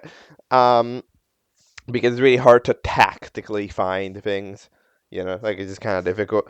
So yeah. However, as far as it goes for this challenge, I mean, I obviously give it the benefit because it's purposefully bad, right? Like it's a not very good challenge on purpose because it was made by dozed off Liney. So we end up having something. I find it fun that the piston, the kind of the building equipment, enjoyed the idea of the building challenge. Um, Yet again, here taking initiative is the peeled off friggin' apple mush or whatever. I really need to catch up on this guy's name. Nobody has said their name in like ages. Like nobody has said this character name in like 4 episodes. I've just completely forgot it. They were like peeled, whatever. But yeah, yet again, taking major initiative to lead the team, forming searching groups and packs.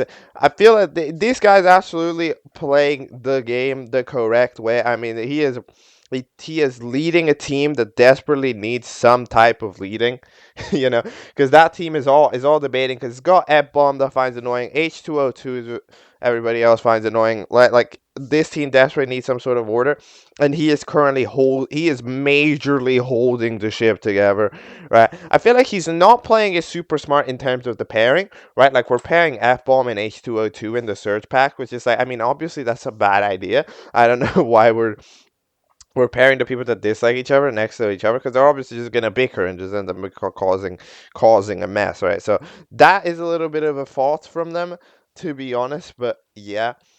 And then apparently we know that Roblox leg can pull up like Roblox Studio or something and just spawn in and drop in random things, which is cool. Imagine Roblox Studio. Imagine if Roblox Studio is in play. That would be sick. But yeah, they drop in a flashlight and then Roblox like a Germany end up looking.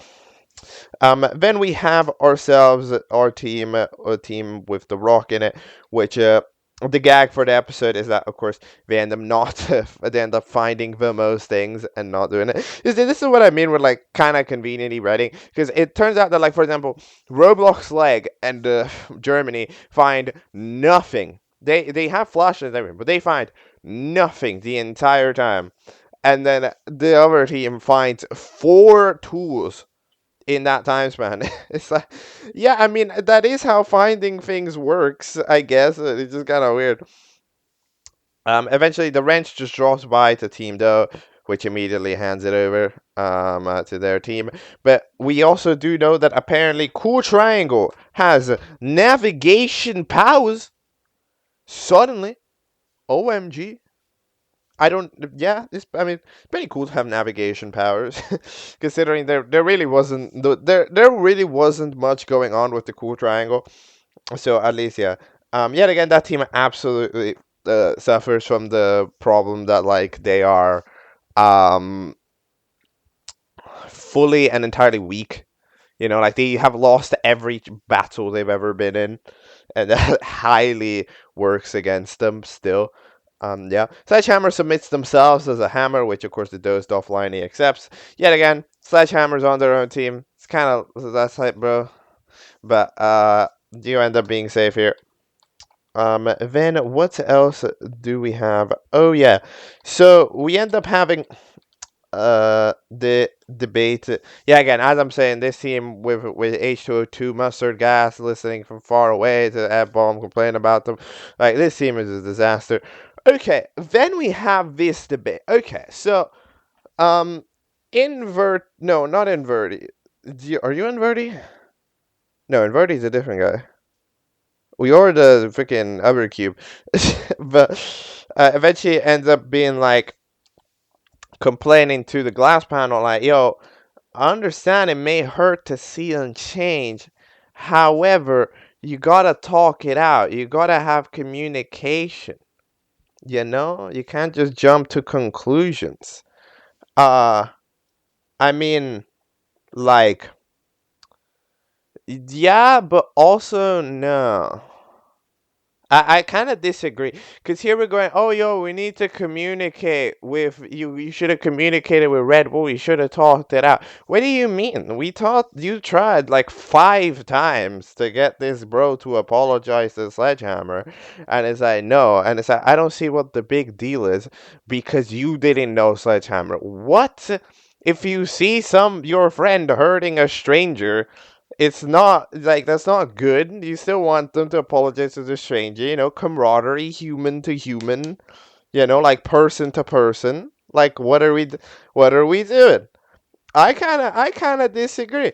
Like, we had plenty of time to communicate, and it's like at a certain point where it's like, oh, I'll make things right only when we get given an ultimatum, and it's like, oh, you didn't let them speak. Yeah, at a certain point, somebody is just bullshit. You know? At a certain point, somebody's just bullshitting, no? It's like, if you be like, yo, you gotta apologize, yo, you gotta be a good person. You can't just be mean to people for the sake of the game. You can still do it for tactical advantage, but at least be nice, right? Like this is completely fair to me.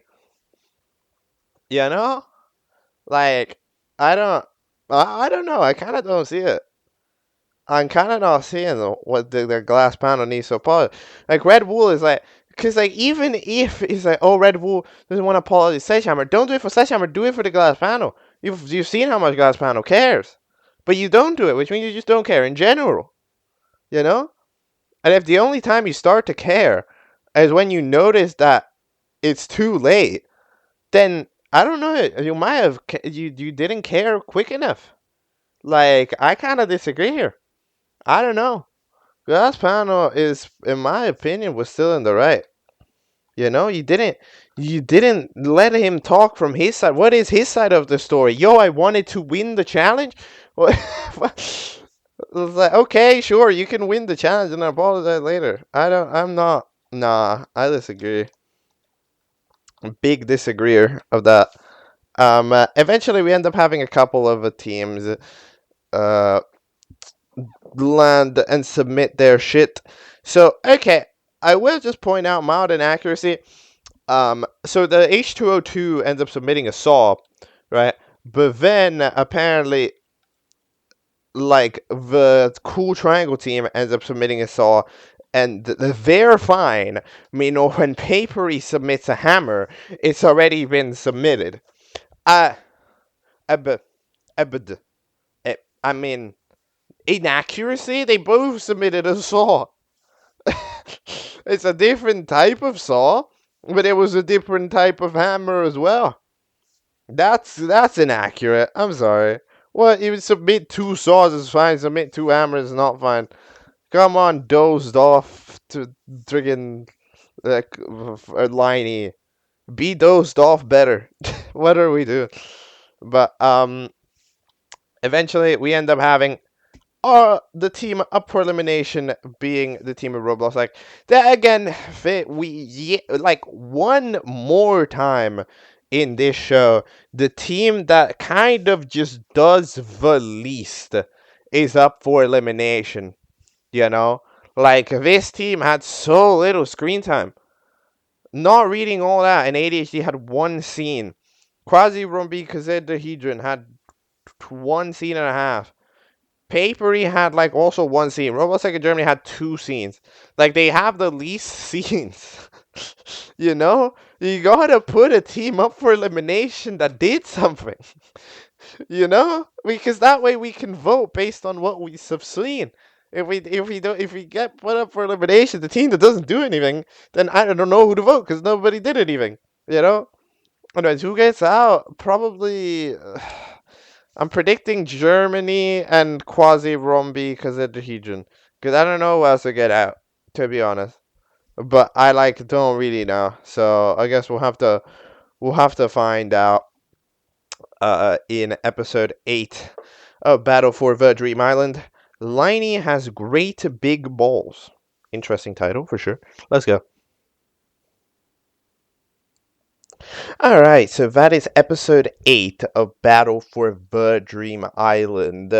So we have some interesting things. We have some other characters that didn't quite get a lot of screen time lately. I think get some more screen time this around. I mean, Sideways Piggy, I mean, like, bro, this is a character that exists. Remember them? I forgot about them. Low key, this show is having a little bit of an issue with properly allocating screen time.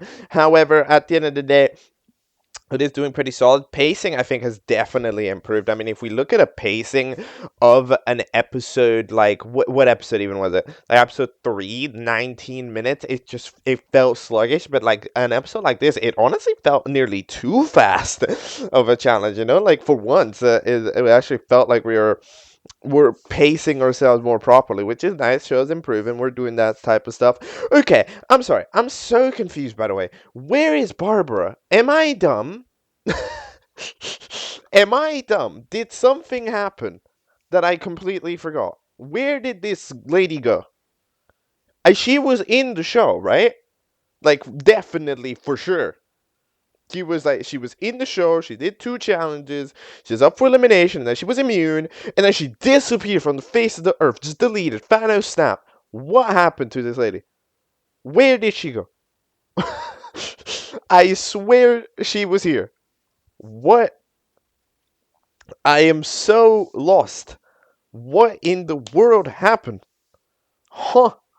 Like, dude, I don't know. I genuinely don't know. Like, I swear she was here, and now she's certainly not. But anyways, Liney's pissed today because for some reason they let them be dead on the ground. No, you passed out because you decided to freaking suck up uranium, and then you woke up and was all dozed off. That is not the. But okay, bro. We have ourselves the elimination, and the two eliminated contestants end up being none other than Romby, Kazid, the Berber region, and Germany. So, yeah, I think those are the two I predicted, right? Which is nice. Yet again, the voting here has been very solid. We are getting rid of all the fluff. I would probably start considering around episode 10 to switch back to single elimination, though, because I feel like the double elimination with a cast of 32, it's fine, but then it's got to stop. I think it'll go too fast at a certain point if we double eliminate all the time. And I think double elimination kind of makes overall it feel a little bit less fair. So I would say that we should stop soon, in my opinion, with the double elims. We keep it moving for a little bit, but like we still do a bit like two more. But I think after that point, after like episode 10, we have roughly removed a lot of the fluff.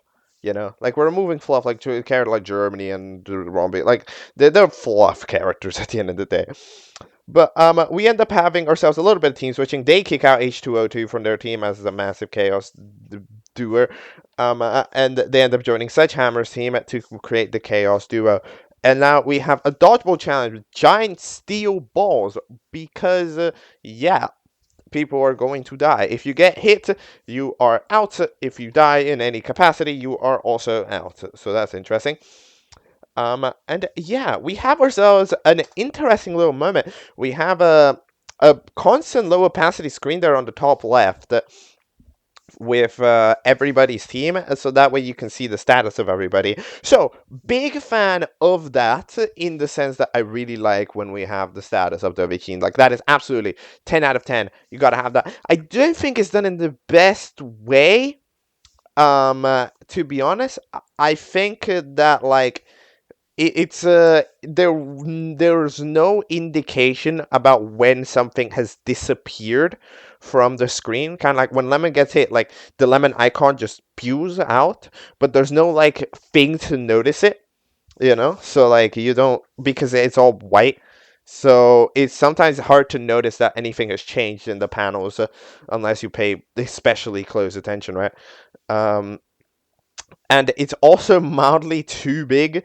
It's probably one of those where it'd be better to have it pop in when somebody has gotten hit, but of course it's way more editing and whatever, right? So yeah, a couple of people start doing stuff like the cube, the whatever, invert ends up getting hit for the 1 millionth time, poor soul. Then the Sledgehammer and H2O2 end up having the idea of having guns because they're all cool. A couple of people are getting hit. Ginger Shot. Yeah, because remember, Ginger Shot was having that whole thing with being the team, like with solving Germany or whatever, right? But I mean, we just completely forgot about that arc like 3 episodes ago. And at a certain point, you just don't become into it. The most interesting part about Germany is that a different character that gets no screen time is analyzing them.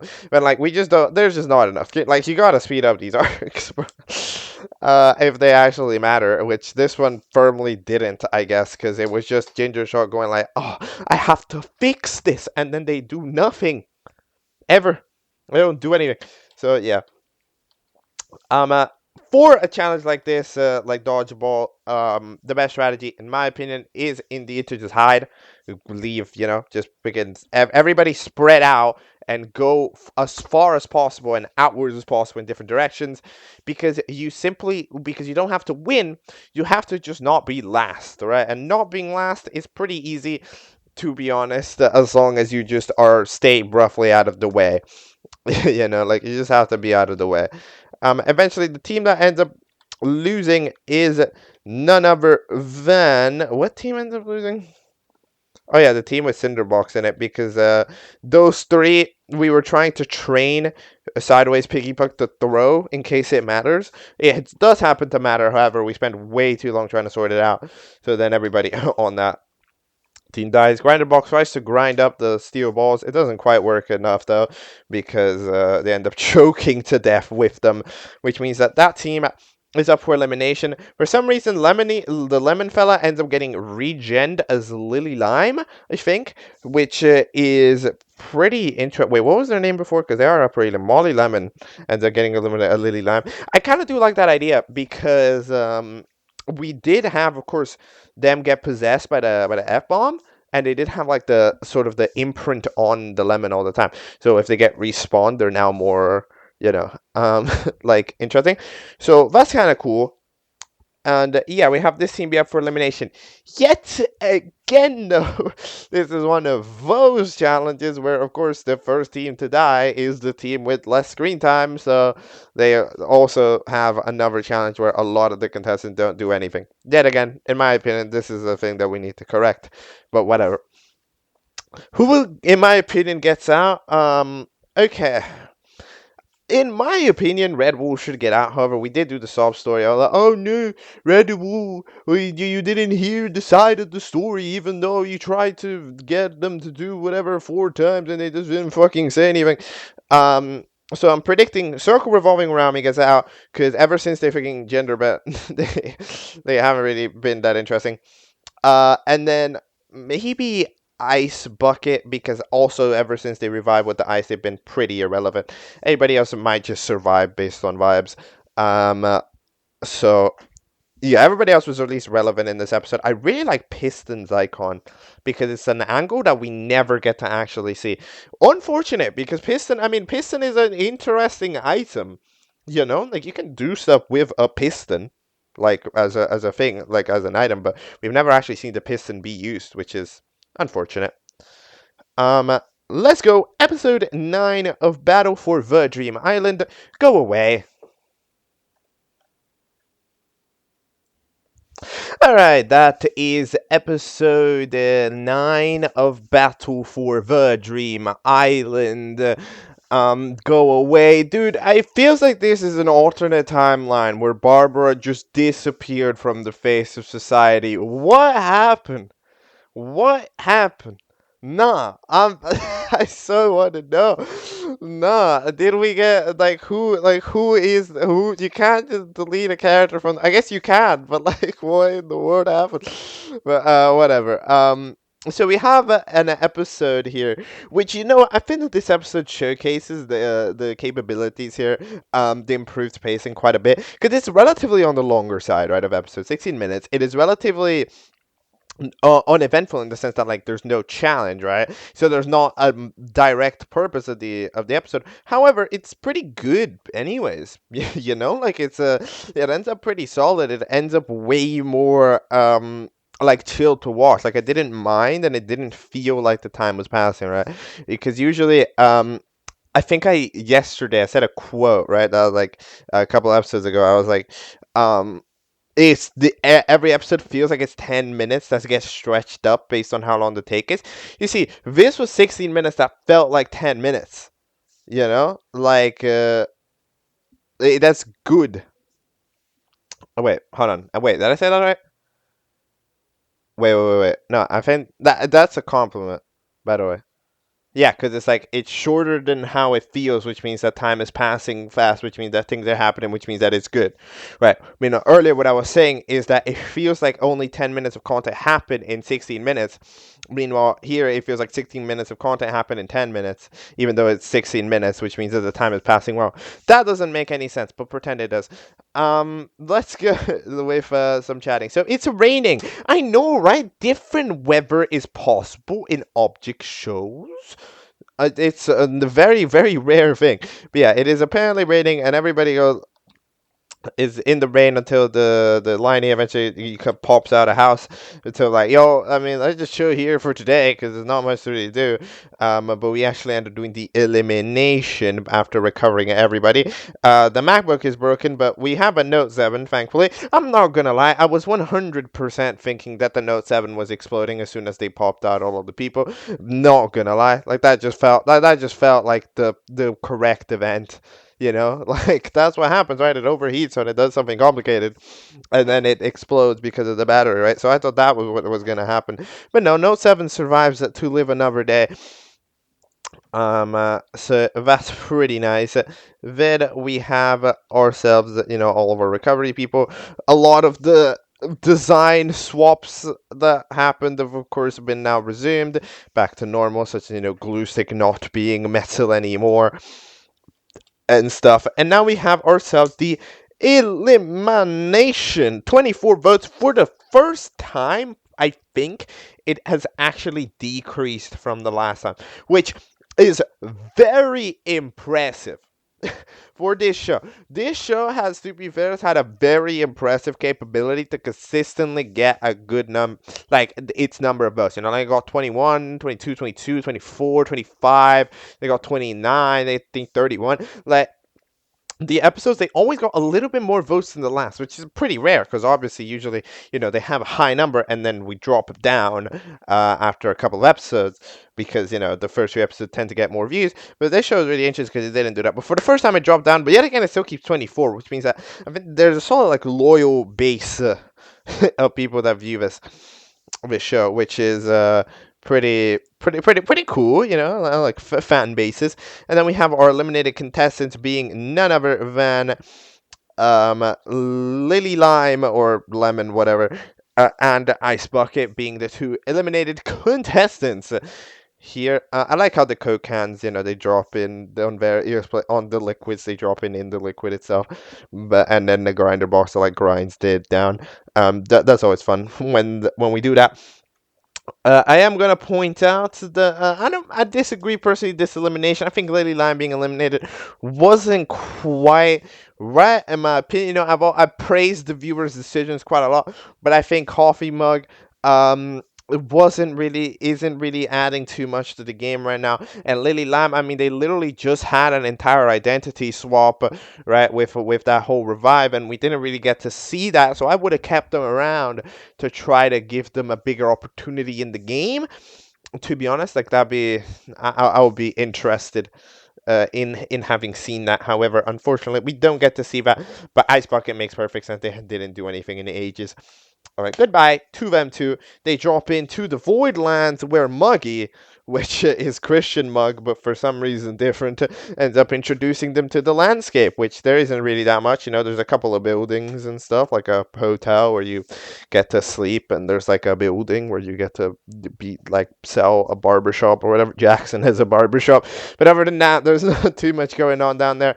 That makes sense. It's one of the nicer elimination areas that we've seen in Object Shit. The intro, by the way, gets a mild rework. It remains having a weird border around it. Not really sure why still. But it's fine. The characters drop in and then it's like stops at one of them and then they point to a different direction, which aligns with the music a little bit better. So overall, I do think that we have an improvement, and also at the end we end up having all of the characters spread out across different rows, which means that you can see them closer rather than before where they were all, very complicated to see. So yeah, it's just kind of a mild reimagination of the intro, which is pretty nice. So we have ourselves just not necessarily a filler episode, but a challenge-less episode because we have no challenge possible because of the pouring rain. So they're all just, chilling, talking, doing all that jazz. And, it's a perfect time to start dealing with some of our arcs that we aren't dealing with too much, such as Red, which goes on to talk to Ginger Shot. Because remember, Ginger Shot is trying to analyze the powers, going like, what is going on with Liney? What is going on with Germany? What is going on with this guy and that guy? Right? And he's trying to figure it out. But at the same time, nothing has happened that really allows her to figure it out, right? Like, Ginger Shot is doing the problem of like being a researcher with no information. It's like if you try to research North Korea, but you don't have any way to get to North Korea, right? Like it's difficult to research from afar. Like you got to be in the thick of it, but there's nothing there. Like you need to have a source. If you had the reviver, maybe you could do something with that. But like other than that, there's not too much that we can really deal with. I mean, when you had a Germany piece, sure, but as soon as you lose it, like there's nothing for you to analyze anymore. right? So it just becomes a little bit complicated. So I absolutely see what Red is saying. I mean, like, yeah, it's currently there's nothing there. I mean, if something pops in where you can like properly analyze it, for example, like if you get eliminated, right, and then you can freaking analyze from the inside, like the ground, yeah, sure, for sure, go do what you want. But when you don't have any source of power that you can check, I mean, it's not interesting. Then we end up having the piggy. But I feel like I feel like even the freaking creator of the series was like they wanted the white piggy pug, the piggy pug. We made them do a challenge even though they weren't there the whole time. We made them. We keep mentioning them as like, oh, I wanted them to join. I feel like piggy but might have been the favorite back in the day. But then Barbara joined only to get freaking wiped out from the face of existence. What happened to this lady? She definitely was in the show, right? That wasn't like a joke. She was 100% in the show, and now she's not the show. The team is still called Team Barbara. What happened? I am going insane. But okay. And then we get introduced to the hotel, as we previously said. For some reason, the freaking other fella is blue now, which, I mean, yes, it's not relevant to the conversation they were having, but I mean, good question. Why do you believe we're always green? But okay, then we end up having Glass Panel come in and have the chat with Red Wool and be like, sorry for shouting at you or whatever. Okay, look, I'm sorry. I still disagree completely. Like, I should have had. You don't think you understand the situation? You can't just scream at me right in the face because one of them say, "Do you know how much that hurt me?" I don't get why you didn't just talk to you. What do you mean? What? We did that like 100 times, but you didn't just talk to me. Glass Panel tried to tell you to apologize to Sledgehammer 40 times. Are we for real right now? You didn't just talk. You did. But at a certain point, where Sledgehammer literally quits the team because of feeling underappreciated, abused by you, at a certain point, enough's enough. What are we on? What are we doing? We're making Glass Panel be the problematic one here because Red Bull literally uses somebody to the point of them quitting and forming their own solo team because of what the fact that we called it out. Like, are we for real right now? Like, it's true. It's facts. You didn't apologize. You could have. There wasn't like, oh, we're doing the challenge. Okay, you can apologize for also doing the challenge. You know? Like people sometimes be like, yo, do you mind if I do that? Like we even saw it earlier with Piss and be like, yo, sorry for like throwing the freaking thing at you. And it's like, yo, I mean you had to, you were doing the challenge. But like you can still do the apologizing for it. And then it's like it's the mutual respect from scene to scene. You know, and it makes sense. But then it's like, why are we do what? How? Why did we do the 180? Why did we do the 180? This has to be the least correct thing I've ever seen. I don't know. Like, it's just we're treating Glass Pound as if they didn't do the correct thing, which is, yo, we keep saying to you, hello, it would be a benefit to Sledgehammer. It would be a benefit to me, right? If you apologize, so that way we can get our team back together. You'll earn my respect. You'll earn Sledgehammer's respect, and in general, they don't do it. At a certain point, you're like, okay, you don't respect me. You don't respect Sledgehammer. You suck. Goodbye. Like, and now you're the problem for like setting an ultimatum. This is insanity. This plot arc is bullshit. This is in reverse, okay? Red Wool, stop. I'm really imposed. No, no, you're not though. You waited like 4 episodes to do it. You waited till the most extreme event happened. You're not impulsive. This is bullshit. Whatever. Okay. Whatever, bro. Whatever. Fuck off. What are we on about? Okay, what happens next? Oh yeah, they go to the hotel room. They're chilling until eventually Liney ends up coming back and going like, "Yo, we're gonna do a rejoin because it's a pretty good opportunity. You know, there's no chance, so we're gonna do a rejoin voting, which is pretty interesting, and everybody gets to state their claim. Is it time for a rejoin? We are pretty early." But like we did have a lot of double elims, so I'm gonna say sure you can have a you can have a rejoin. Um, uh, Cause like I mean, we did have already a debut technically. I mean, we had a debut, but the debut disappeared. I'm so confused. The whatever. Anyways, so Burning Cookie probably realistically will rejoin because first of all they are kind of fun. At least in this episode they were kind of fun, and they're interesting, and they were also the first boot, which immediately makes them one of the favorites to rejoin. Because I'm not 100% sure who would rejoin. Like you could rejoin Muggy or Pink Triangle because they did get unfairly eliminated. I don't even know when Maggie got eliminated. I swear to God, this is another character that did not get out. Did you get out? When did it happen? Am I blind? Did I freaking get a concussion? Or did it not happen? Germany rejoining would be cool, but nah, these later people nearly never rejoin. I would personally consider making Lily Lime rejoin because they really like again, we didn't get to see Lily Lime in the Lily Lime era. I want to see Lily Lime in the Lily Lime era. But yeah, Muggy would be interesting, and personally probably what I would vote for because yes, even though like it's Christian Mug again, they got pretty unfairly eliminated, and now they have a new design, everything, and it would be interesting. For my prediction is probably the Burning Cookie would rejoin. Um, but I guess we would have to see. But yeah, my prediction definitely Burning Cookie.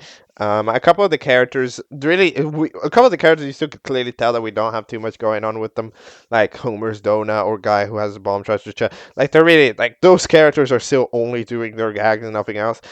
Pink Triangle would also be cool to see again. But yeah, I mean, the prediction in this case just has to go to Burning Cookie. They were first boots. They're interesting. They're one of the standout characters in terms of just raw design. In the intro, if you're actually ever paying attention to the intro, it'll be the character you notice every time, right? So in general, I think that it's one of the. But you gotta be, right? Surely. Anyways, it's time for episode 10 of Battle for the Dream Island, which, if not mistaken, is the longest one. Yes, by quite a bit, by a margin. It is Devious Reconstruction, with recon in brackets. So Devious Struction, reconstruction. I don't know. I don't know what the reference is yet. We'll look at it. Let's go. Alright, so that is episode 10 of Battle for the Dream Island Devious Reconstruction. So, we have a big episode. Absolutely big episode here. Because there's just so much happens in this episode. We have a warning, contains flashing lights, loud noises, and British people. Interesting warning for sure. But we have it's just a big episode. This feels like a shift, right? It feels like we have had our arcs mostly concluded, right? Between episodes 1 and 9, we've had time to form our arcs, to stop our arcs, but now it's time to get in some new stuff because at the end of the day, there's still so many characters, right? Like there's still so many characters, and for a moment we actually switch back to single elimination for this episode, because usually we end up having the double elim, and I'd still debate that we should have the double elim because I mean, what we have 30 characters. How many characters were in this show? I thought there were like 30 total. I guess I didn't count. I never counted. How many characters are in this show, bro? Because now that I think about it, there's got to be like a crazy number, no? What? No, with 44. Oh my god. So we're still at 30, which is absolutely, I think, probably still double them range. Actually, I think. Like I thought that we were getting low, but I guess I never counted the amount of contestants that there are. There still is a very very high amount of contestants. Um, but yeah, I probably keep doing double them till like what 50, get it down to 20, and then and then we can fix switching it back. But yeah, there's still a hilariously high amount of padding in this cast. Anyways, we first have ourselves some team debates between F-Bomb and Mustard Gas because they've got their own differences, of course. And then we end up trying it. The freaking puffy. I still can't remember what they're called. The peeled off puffy thing. Ends up trying to be the team leader. And end up sort it out. As a team leader, I think that they've been a pretty strong, solid team leader. Of course, that is going to be one of the future dilemmas, right? That they're not a super solid team leader. However, I think that they did a pretty good job managing a pretty dysfunctional team. Like they definitely tried. They weren't very smart in terms of like social game. I'm not gonna lie. Like when it came to tactics and actually solving challenges and stuff, they were pretty solid. However, they were not extremely smart when it came to social game. Like at the end of the day, yes, it is a valid strategy to try to, of course, connect people, like how we're doing here with Ed Bomb and Mustard Gas. But there's a certain point you have to understand a rift too strong, right? Like you can't just have them go to a cafe and expect it to work out, especially when one of them is called F Bomb. Like it just doesn't. It just doesn't work. It doesn't work like that, right? So it just ends up being a little bit of a chaotic thing, right? Um, where then it's like, okay, I mean, yeah, should have just tried to in challenge just separate them a bit further than each other to try to get them. Because like for example, like again, I still am remembering a couple of challenges ago where they sent like Ed-Bomb and H2O2 in the same search path, and it's like, what are you doing? They're obviously got a rift going on, right? Like you got like surely that's not what you're supposed to do in that situation. But okay, they end up having the debate, and then we end up leaving the cafe that's there now. By the way, for some reason, there's a society now. I swear there wasn't a society before, but here we get introduced to cities, to cafes, to all these other people that I swear were not here before. But yeah, we end up having the people fellas. The ginger shot ends up taking a piece of Liney to possibly utilize for their research. And you see, now I understand. Like the thing about it is, if you're doing research based on nothing, right, you have nothing that you can test on, then you can't do research. However, if you have a piece of Liney, do research all you want. Now I'm immediately into it. Okay, sure, go get your papers. Not for sure. I mean, you have a piece of Liney. Yes, go do that. Go test it. Do tests. It 100% is a good idea. Like it's definitely a good idea. But yeah, so let's try to figure out what is like the tree of duos. Okay, so we have a new tree of duo. Piston chats with Sounds and Galaxy because Piston, has some niche interests, and Galaxy Note 7 is like, yo, I mean, I like that stuff. You can chat to me. So they end up having a conversation, which is pretty fun. Okay, so we got that. Now it's rejoin time. However, 35 votes. All right. Which is a new record. Let's go. Series, we are so back. We had a little bit of a dip, but now we're back up. We end up having our rejoiners, which ends up being none other than Pink Triangle with 10 votes. Pink Triangle, Jackson, and Burning Cookie were the final three. Big fan of that top two, not gonna lie. Yes, they are in the earlier side of rejoins. Like the first batch of eliminations, which of course, yes, bias. However, they are characters that make perfect sense to rejoin. However, because Pink Triangle, of course, was highly eliminated due to not her fault, is because we didn't really have recovery centers yet. So we couldn't exactly recover, and they were statue literally the entire time. Right, from the middle of challenge 1, they became pretty useless, and then they literally weren't present. So we couldn't see this character, and they weren't a character. Like kind of like how Burning Cookie was eliminated for being mean, right? Pink Triangle wasn't eliminated for the personalities. If you bring Burning Cookie back, you would have likely just eliminated them pretty soon. right? In the meanwhile, where if you bring Pink Triangle back, they had a personality to stay on the show, you know. And Jackson was also a pretty valid option because even though we eliminated Jackson because we didn't write Jackson the first two episodes, right? We only invented a way for Jackson to speak in episode 3, right? Because we were improving and we probably just didn't know how Jackson would speak until then. But now that the show is a little bit more higher, like it's figured itself out a bit more. It's been like, yo, let's play this a bit more serious. Yeah, Jackson now is capable of speaking in his Roblox ways. It's more like incorporated into a script. So I could definitely see how Jackson would work now into the show rather than how they didn't before.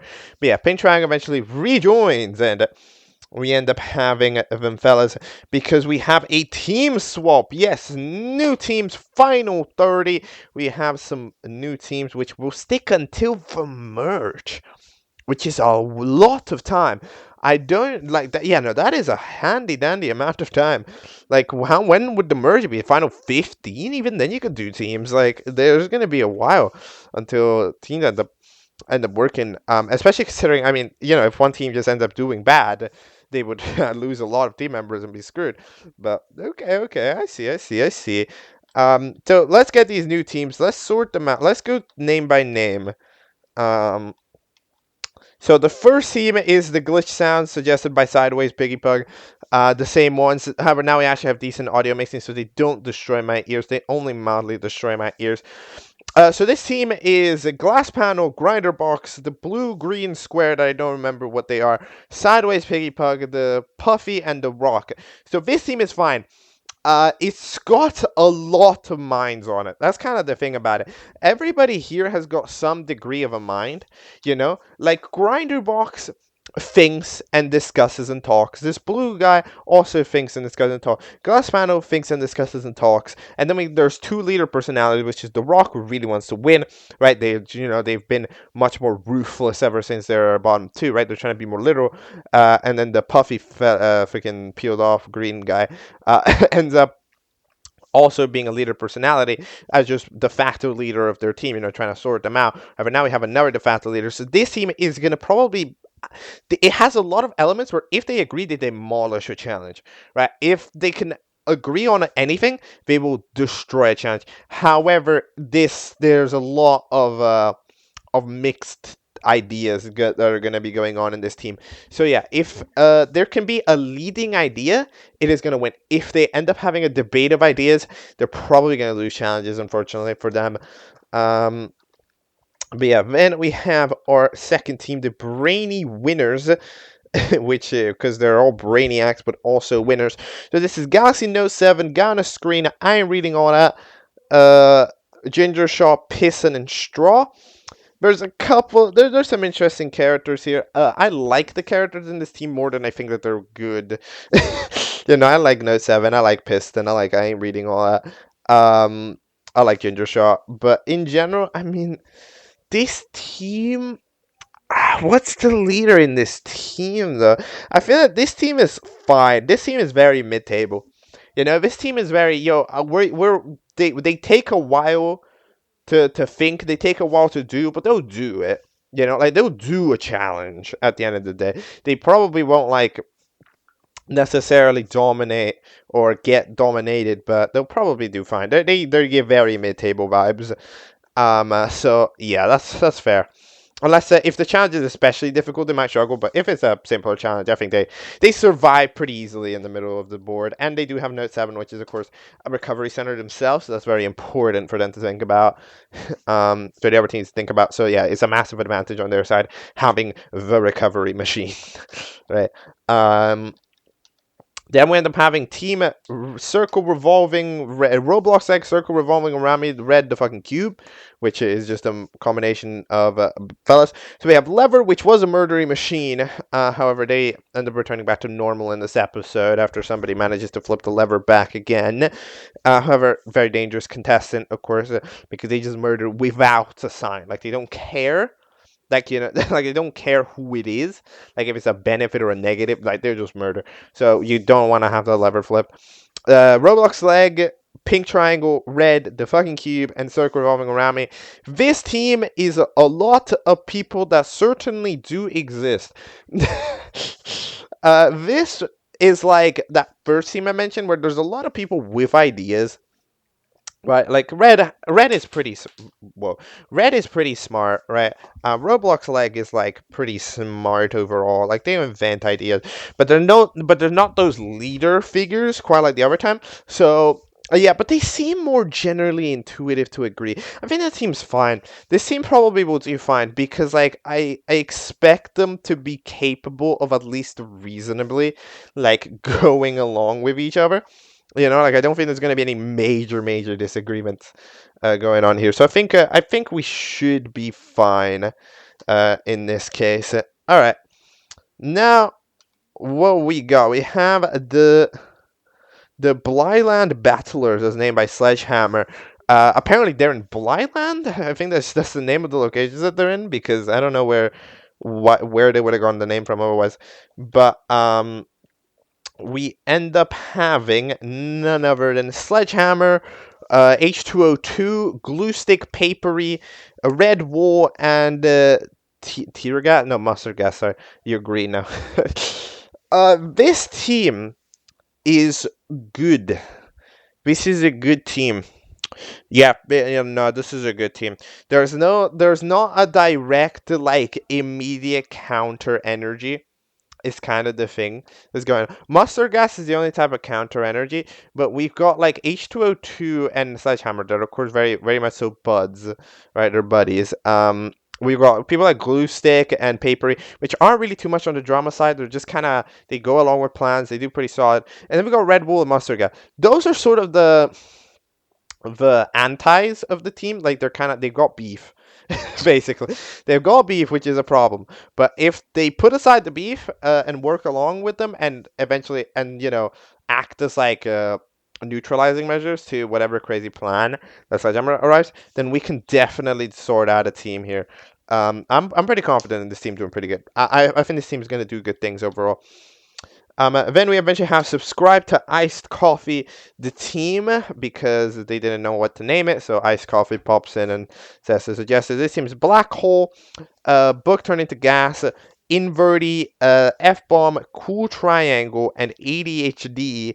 This team is very random, but as it goes with any team with the two flying contestants, they become mostly reliant on what the flying contestants are going to be doing themselves, basically, right? Because the other fellas, again, they can do relative challenges, but they're gonna be relatively limited, right? Like they don't even have that many limbs. Like a lot of them don't only have legs, right? So like they're gonna need the flying contestants to sort their shit together. And for example, in this episode, they don't sort their shit together, and they're immediately punished for it. These teams rely on their flying contestants, which give themselves an advantage to properly sort it out. Otherwise, the team is just clueless, right? Because it's like we can't. They need the flying contestants to do whatever, right? So yeah, those are the teams. They're all pretty interesting. And then we have our challenge, which is to fix a place of the map which the lightning has struck. So, lightning struck a corpse, lightning struck a house, lightning struck a random patch of grass, lightning struck the pillar. Right, just fix a piece of the map, which is interesting.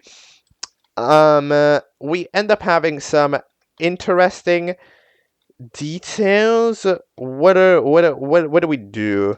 Galaxy No 7 ends up deciding to survive behind Papery's force field, which by the way doesn't run out apparently.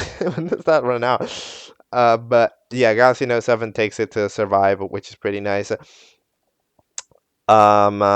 So they get the sea, which is a place that exists.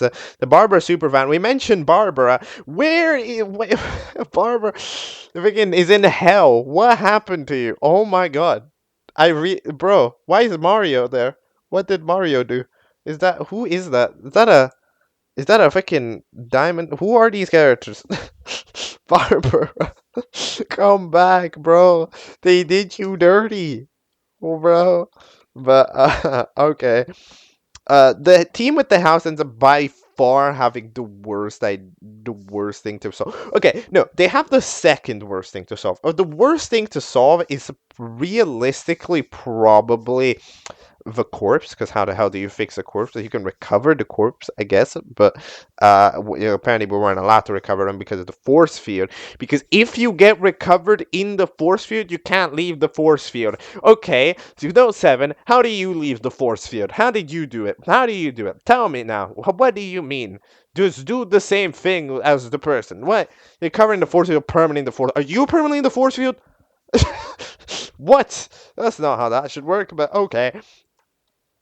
We end up having a couple of things. So, yeah, there's a couple of stories. There's a lot of comforting that happens in this. You might notice.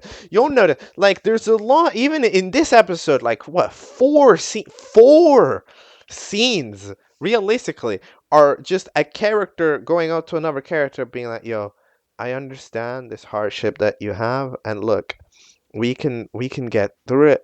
We can improve, and we're sorry.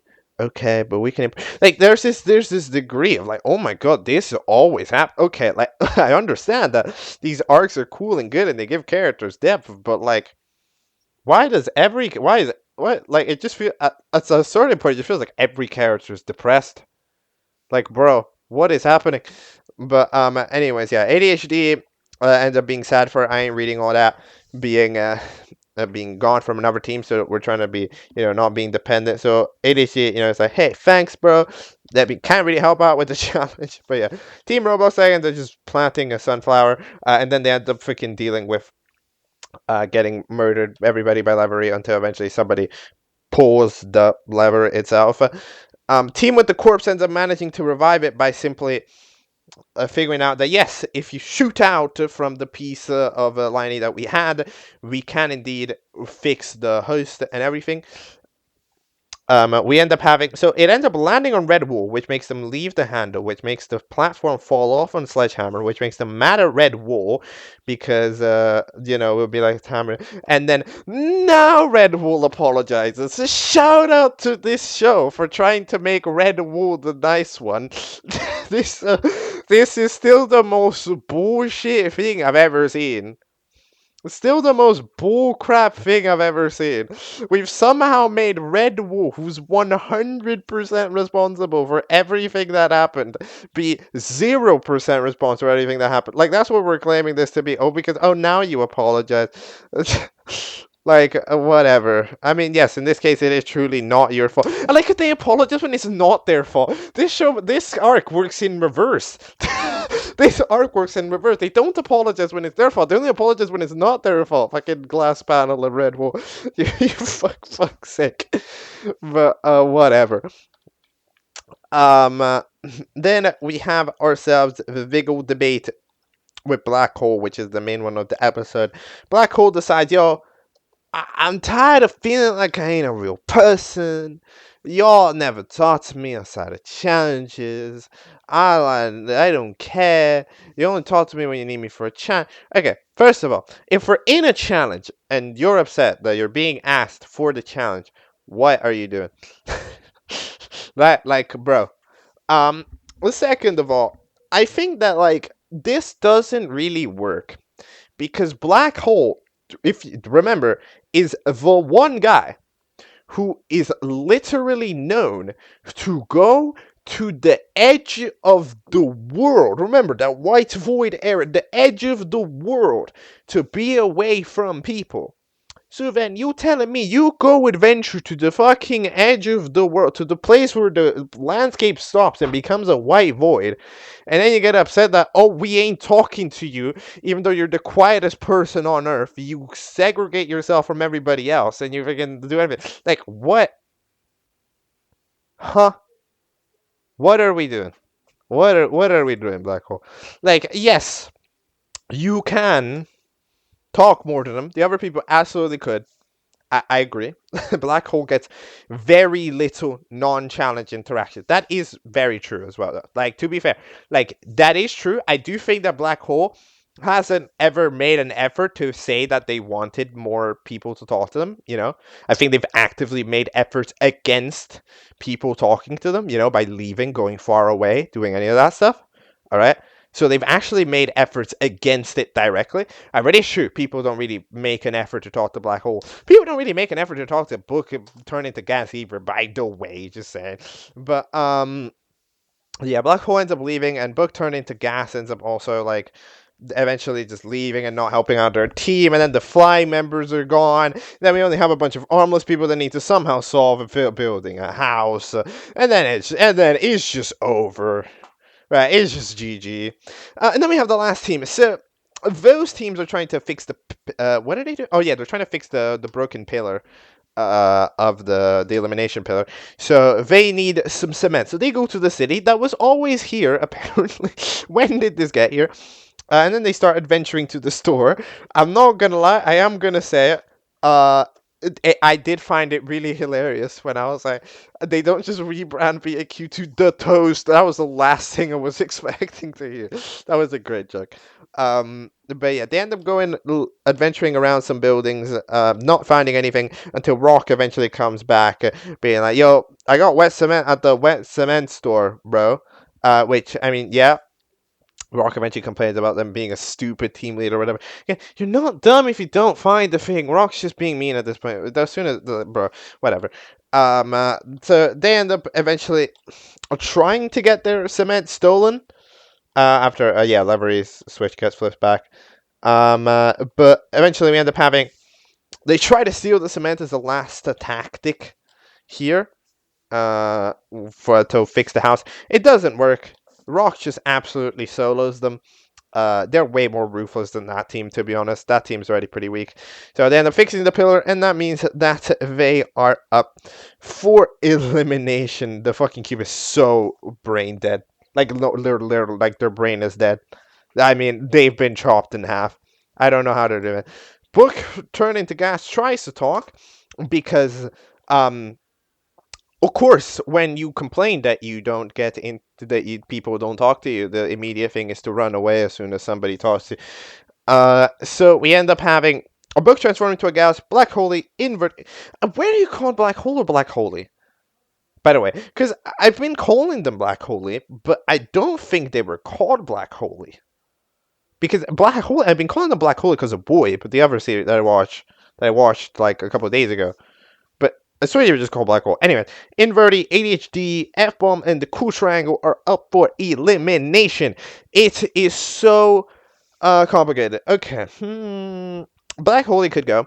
They absolutely threw the challenge, but they did have a point when doing that. F-Bomb doesn't really have that much of a point. They did the debate at the start, but they did say that they might get out. But I think people will still agree that they should get out. Because ADHD, despite not being a very interesting character, you can see that they're forming an arc with that. Book transforming into a gas, it's not really their fault either, that because Black Hole didn't communicate that they were feeling that way prior.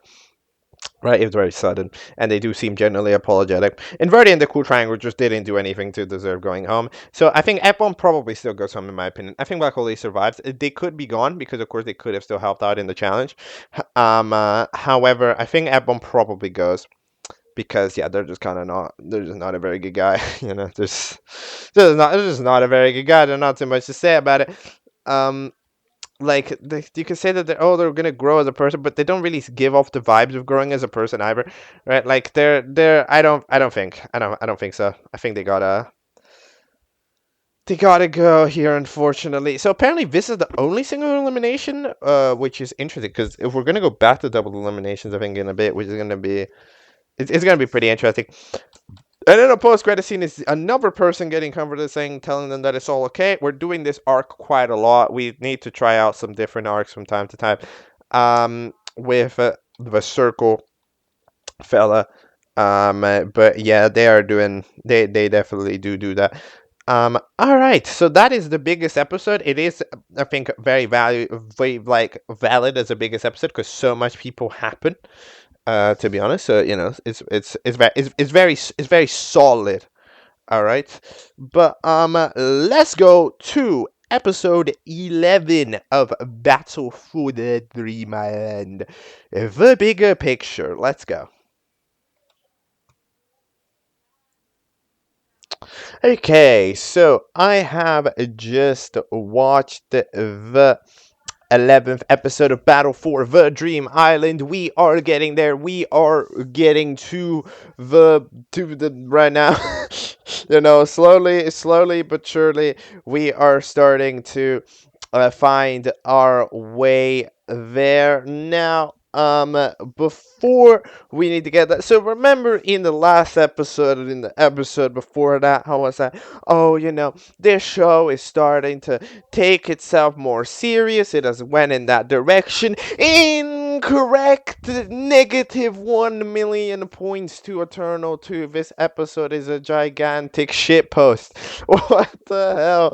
Why did we do that? I mean, it's not necessarily like a big problem, because at the end of the day, like, kind of shitposty episodes with tons of memes and shit are like where this show starts, right? So and also so much of its cast is directly correlated to it, to where like it's just it doesn't necessarily feel off. It feels off compared to the last episode, which doesn't have any of that, right? That's kind of the thing, right? This episode feels weird when you compare it to the last episode. Not necessarily weird for the sake of the show, but it's just weird because the last couple of batch of episodes didn't have any of this stuff, but now we do have like 6 7 jokes or whatever, right? Like we proper memed it out here.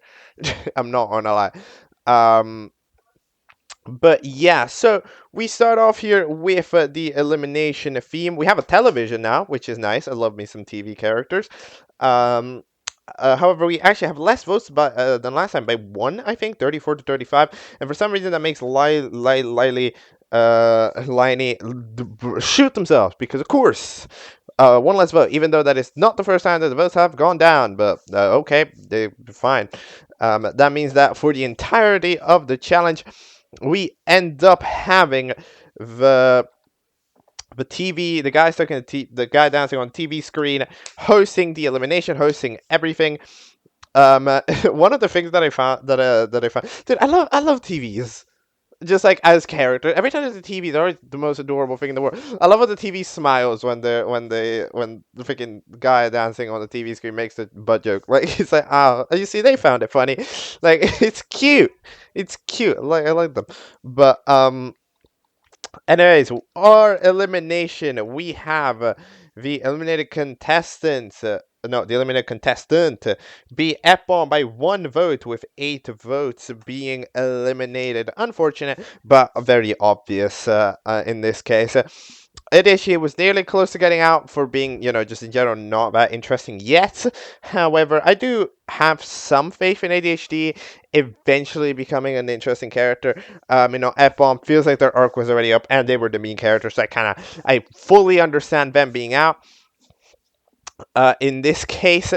And then we end up having ourselves some interesting. No 7 is sad about it because it's like, yo, that was my best friend. So now we have another character being sad. Meryl Mustard Gas eventually comes in, decides to be Learner. We get a quick shot back at the elimination area where we end up having the eliminated contestants. Yeah, they have a way of escaping, because remember, right? Remember, at the end of the day, when you sliced off a part of Liney, which technically means that yes, there could be an exit. There could be an exit, and there does seem to be an exit. And maybe, okay, I'm not sure how that land in Liney works, right? Because, like, Liney is very bendy, right? They bend all the time, and currently they're laid down. But it doesn't seem that the orientation that Liney currently is outside seems to matter when we're comparing it to the orientation that Liney is, that the people within Liney are. Right, it doesn't seem to matter. So the fact that Liney is laid down doesn't mean that they can just walk out. I think they just need to find a way to get extreme amounts of height. How do we get extreme amounts of height? We're probably just going to need a character that delivers it to get eliminated. I'm not going to lie. We're probably just going to need somebody to get there. Like, if ADHD would get down there, then yeah, maybe they can fling themselves, right? Like, but with the current set of characters there, I can't imagine how they would get up. Like, they would need to stack, I guess, but even then, would they reach? Like, I'm not too confident here. But yeah, then we have our intro. For some reason, Homer Simpson is in there as well. You see, that's the type of shit post that's just a shit post. You know, like there's a certain degree where you can make a joke, that's a joke. But why is Homer Simpson there? That's not. They don't even explain the joke. He's just there. Like, I don't know. But okay, the challenge is to make over guy dancing on the TV screen. Okay. By the way, we have. Speaking of which, speaking of makeover, I think a couple of fellas have some new assets. I think glue stick. I think the circle in the cup also was new, but a couple of fellas have I think some new assets. But eventually, the challenge is to make over them. So, what will we be doing? The teams. I feel like there's a miss. Okay, do I not know what the word makeover is? Because what does makeover mean? Because I thought makeover meant like restyle, you know, like do a new style, not draw. Not the challenge isn't to draw you; it's to make over. Makeover meaning a complete transformation of the appearance of something. Yeah. Then, like, if you just draw them exactly how they are, the same way, that's not a makeover. That's you just drew them. Like a makeover is changing it. It's not doing it the same. You know? Like maybe you can draw what the makeover would look like. Okay, yeah, sure, but like I don't know. Like it's kind of interesting. But okay, that's fine. The team ends up considering the team of the winner, whatever, ends up deciding, yo, maybe we should lose the challenge. Because if we just lose the challenge, this guy's annoying as shit. He's gonna get out. Which it's a valid idea. It's however, I mean, look, if they secretly did it, then yes, it would be a good idea. You know, because it's like if they just failed the challenge because they don't have help. Like yeah, and so if they secretly did the challenge, yes. However, this is one of those situations where, of course, they can't really secret it out. You know, like they're just like they just got a chat. They got a chat. We can hear it, and when we hear it, we work against it because it's like, yo, you had missed hearing the spirit of competition, right? So it's like in general, it's not. I don't think it's looking too good for sure. Do you have a new asset? I can't decide. But yeah, Galaxy Note 7 is sad now, which is unfortunate. I thought they made a new friend. I thought they were hanging out with Piston, but now they're not hanging out with Piston. So, yeah. Then they rip apart of this trail and they decide to have a pencil. But then in the meantime, we end up following.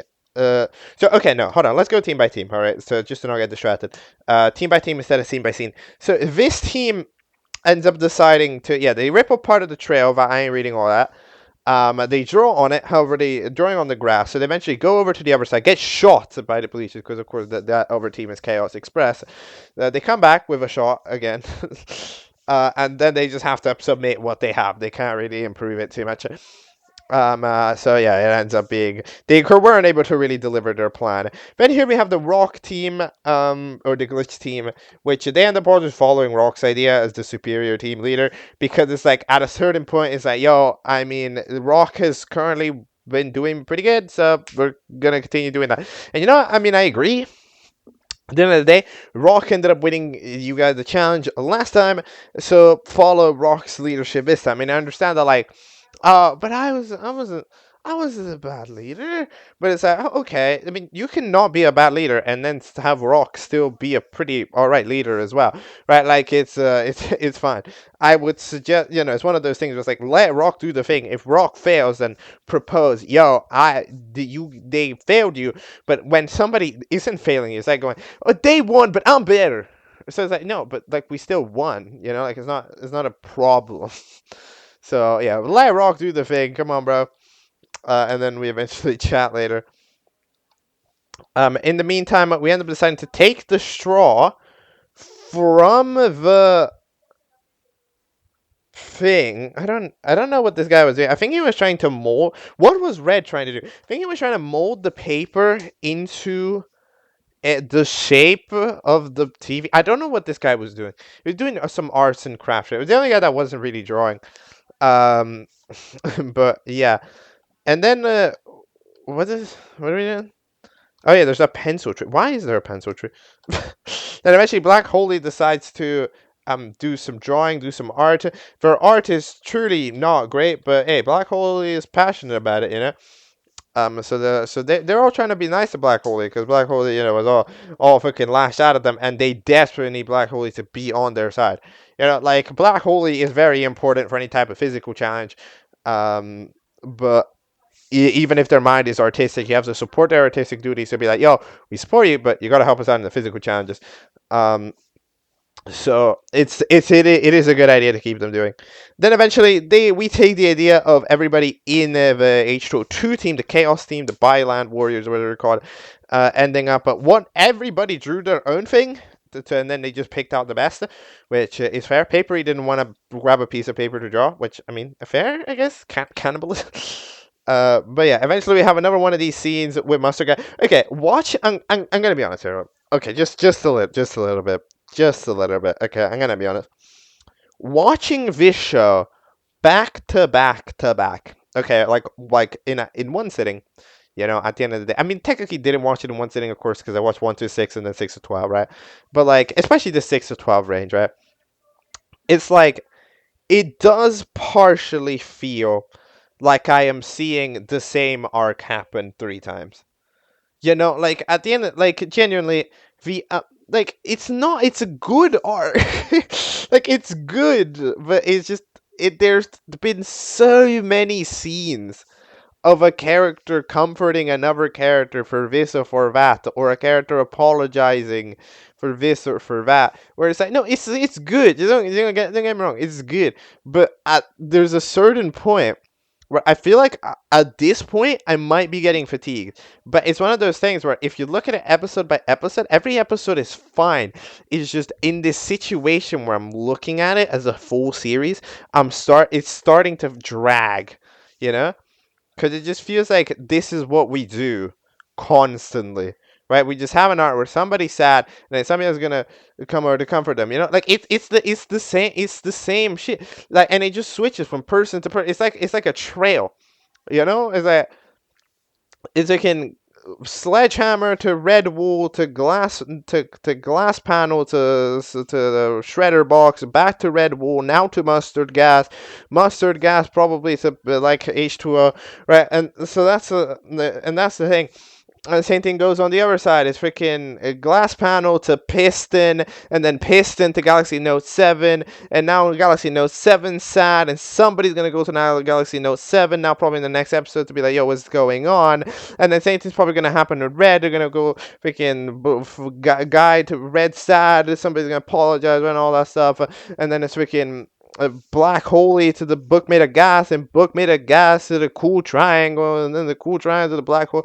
Like it just there's this degree of so many arcs that happen that are just similar in nature. Again, you do have to cut this show a gigantic amount of slack because it is mostly improvised, right? However, like at some point, you go like I'm still gonna judge it for what is on the product, right? Because at the end of the day, the fact that it's improvised is not a direct part of its identity, right? It's trying to dodge that. So it's like just doing itself. I feel like it does itself a bit similar. We need to try to experiment a little bit more because I feel like we're just doing this quite a bit, but and it kind of tires it a little bit out. Eventually, okay, let's get to the results. All right, let's get to the results here. Just to get us here. So. Let's do. What team was first? So the team of the Pistons submitted first. It was okay. Again, they couldn't get to actually perfect it, so they ended up getting a 67 out of 100. The second team ended up submitting the ultra cool glue stick art, which is great art, but they end up getting an 87 out of 100. I mean, it's a great drawing. It's just, again, the concept of the challenge is widely misunderstood by everybody except themselves. Not by everybody, just globally. Like glue stick didn't make over anything. They just drew it. Like that doesn't count as a makeover. Nothing changed. Nothing was made over. Like I feel like we're not. There's a misunderstanding of the word makeover here, I think. But look, if we're just because if we're going by the word makeover, everybody fails except maybe the team that sculpted it. They technically made over it, right? However, like Except like the teams that drew it don't count as makeovering it because they just drew this exact character. The team that sculpted it, I think, is fine. It would still be okay in that aspect. But look, that's not the challenge. Like, even though it's the way the challenge is worded, it's not what the challenge means. So we're doing here that I don't know, like we're taking 87 100. So let's say that the challenge is draw the guy. Okay, then the sculpture with a face from the blue fella ends up getting a 100 out of 100. It was good, to be fair. It was a nice sculpture. It puts a lot of effort. It's pretty unique and creative. So yeah, the Black Holy team ends up last second submitting not Black Holy's drawing because ADHD, while nobody else was talking about it, just simply drew something on their phone, which we don't ever actually get to see. However, they end up getting a 73, and Black Holy thinks that it's their fix, their drawing, which is unfortunate. So that might cause a little bit. And then Red eventually ends up submitting the piece of paper, and they correctly get a 0 out of 10. So they're here. All right. Red, the fucking cube, circle rolling around me, pink triangle, lever, and Roblox like. Who gets out here? Don't know. So red is 100% at fault. They majorly fuck up. Like they just an incredible amount. They are very apologetic. They're very sorry. And they realized immediately. And for being a character that that's like they do put themselves out there forth to do tactics, to do different things. I feel like they are you're prone to make mistakes sometimes. So I think in this case, Red might survive, even though they did absolutely throw the challenge for their team. At the end of the day, also everybody else was distracted and everything, right? Like just nobody else even had ideas, right? Personally, I'd eliminate Roblox Like because I just kind of don't like him. I never really cared for Roblox Like. They speak in third person, and that's about it.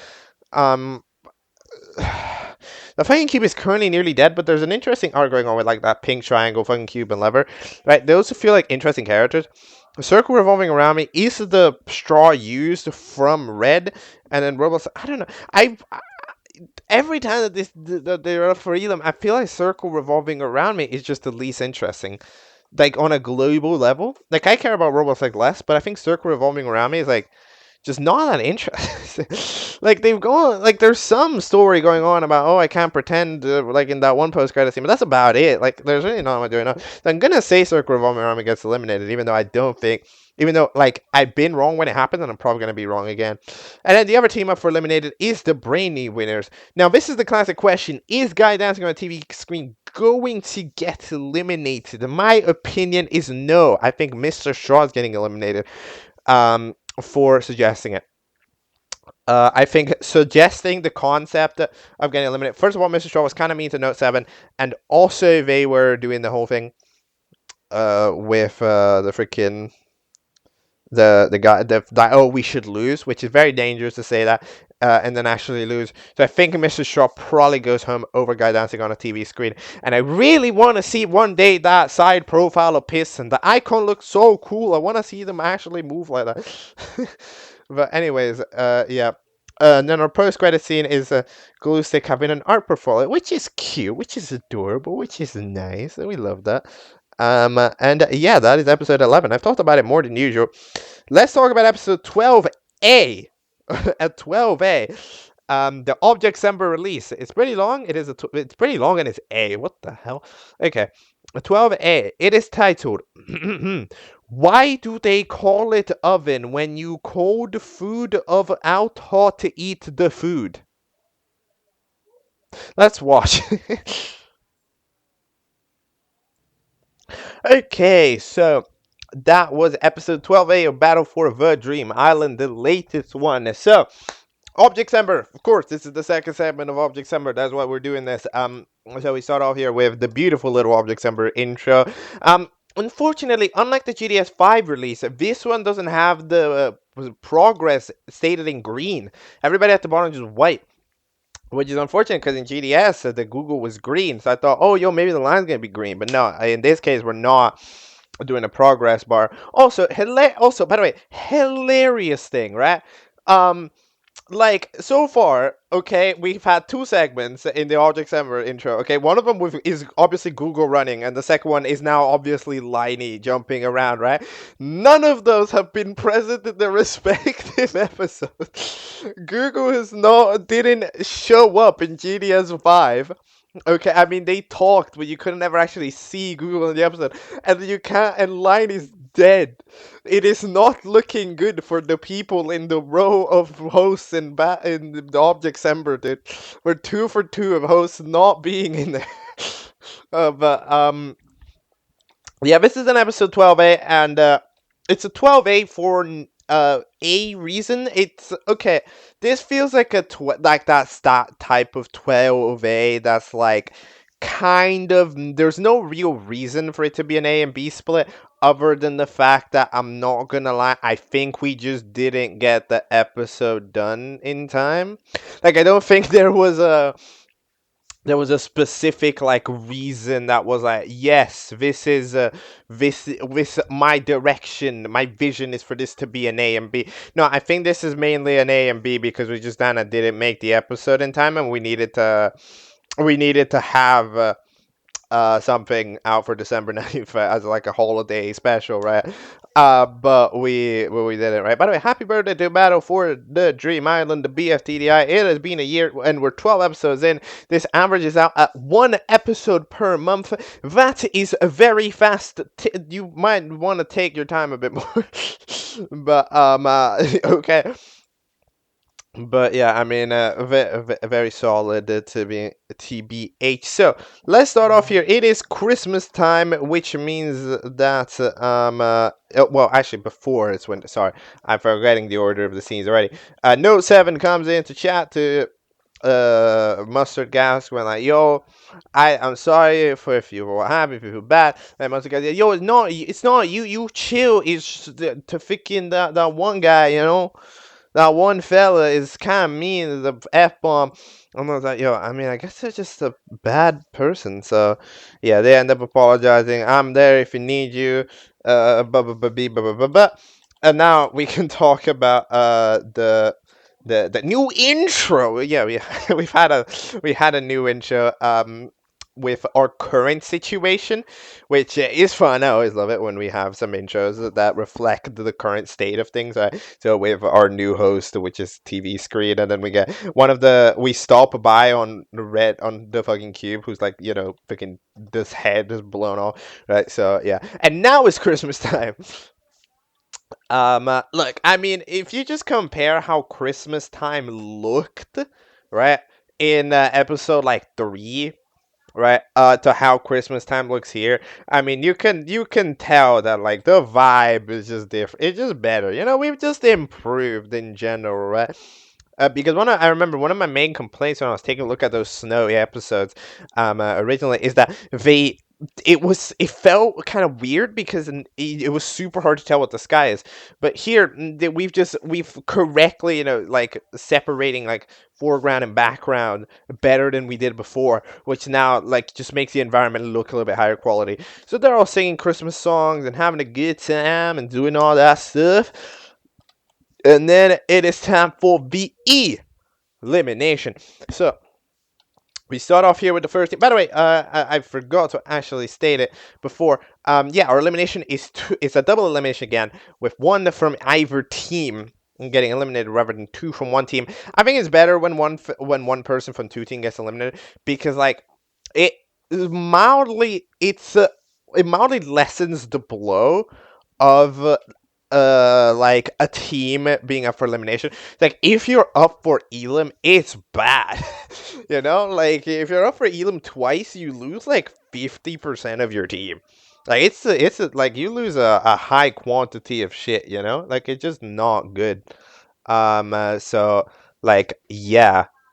Sorry, I got cut off there. But yeah, it's kind of just in general not very good for your team, and then also it decides to like, because usually the teams, the filler is like spread out across teams because the teams themselves create the filler characters within them, right? Right, like the characters who just have least screen time within their teams become the filler character. So usually a team having multiple filler characters is usually not really that likely. However, a team, multiple teams having one filler character, way more likely. So you just in general make more valid eliminations as well. And also the whole thing of, oh, I didn't even get last, what did I get out? Officially, it doesn't matter anymore because you did get last and but on your team, right? So it also just gives off that extra vibe of being more fair. So the eliminated character on the first team ends up being none other than guy dancing on a TV screen with 21 votes. 21 votes to eliminate, which is way more than usual. That is a crazy amount. I hadn't originally predicted this. I'm gonna be honest. I thought that we were maybe gonna let him go with a pass. I think it's because I remember there was another show where we had a different character host, and they were up for Elam, but they didn't get out. However, I think the detail is that this guy is just really annoying, and the other one wasn't. The guy who hosted the show that I was imagining just wasn't really annoying, but this guy is extremely annoying, right? And when like it feels like you're doing your job badly, then we're just kind of putting ourselves badly up for Elam. So yeah, I mean, very valid. Not gonna lie. Indeed. So you get out with 21 votes. We also end up giving a prize. Well, yeah, Red ends up hosting because they are made of lines because they're stickman. So I guess that means that they're the closer that they were the closest in spirit to Liney, which I mean, okay, I guess, sure, we can do that. But like, all right, they end up giving off a prize to Iron reading all that because we end up sending off Iron reading all that, and the snowball. Right, the prizes are snowballs, by the way, because haha, Christmas time. But when they were giving them the snowball, which apparently changes your name forever, and everybody will just happen to change the name's different, and we got different name, so now your name is Scrolly, all right. You see, this show's kind of giving off this weird, like, anti of itself because, like, it's weird because this show feels like it wants to take itself seriously, right? It was like, oh no, this character's name too jokey. We're gonna need to change it, okay? And oh, we're gonna have some really serious, interactions and arcs and stuff. But at the same time, we're gonna randomly throw memes on the screen, and we're gonna make 6, 7 jokes like 4 times per episode, right? And then it's like, wait, what do you, I feel like this show is like, it's trying to be at odds with itself.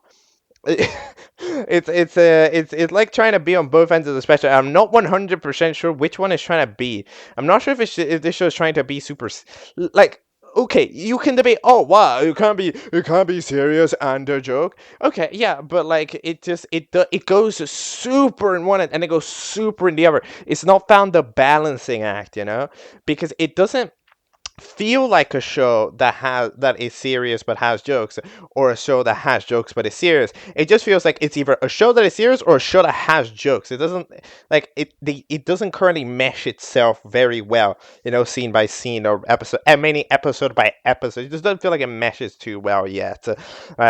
Which is something that I think we might need to improve on in general, right?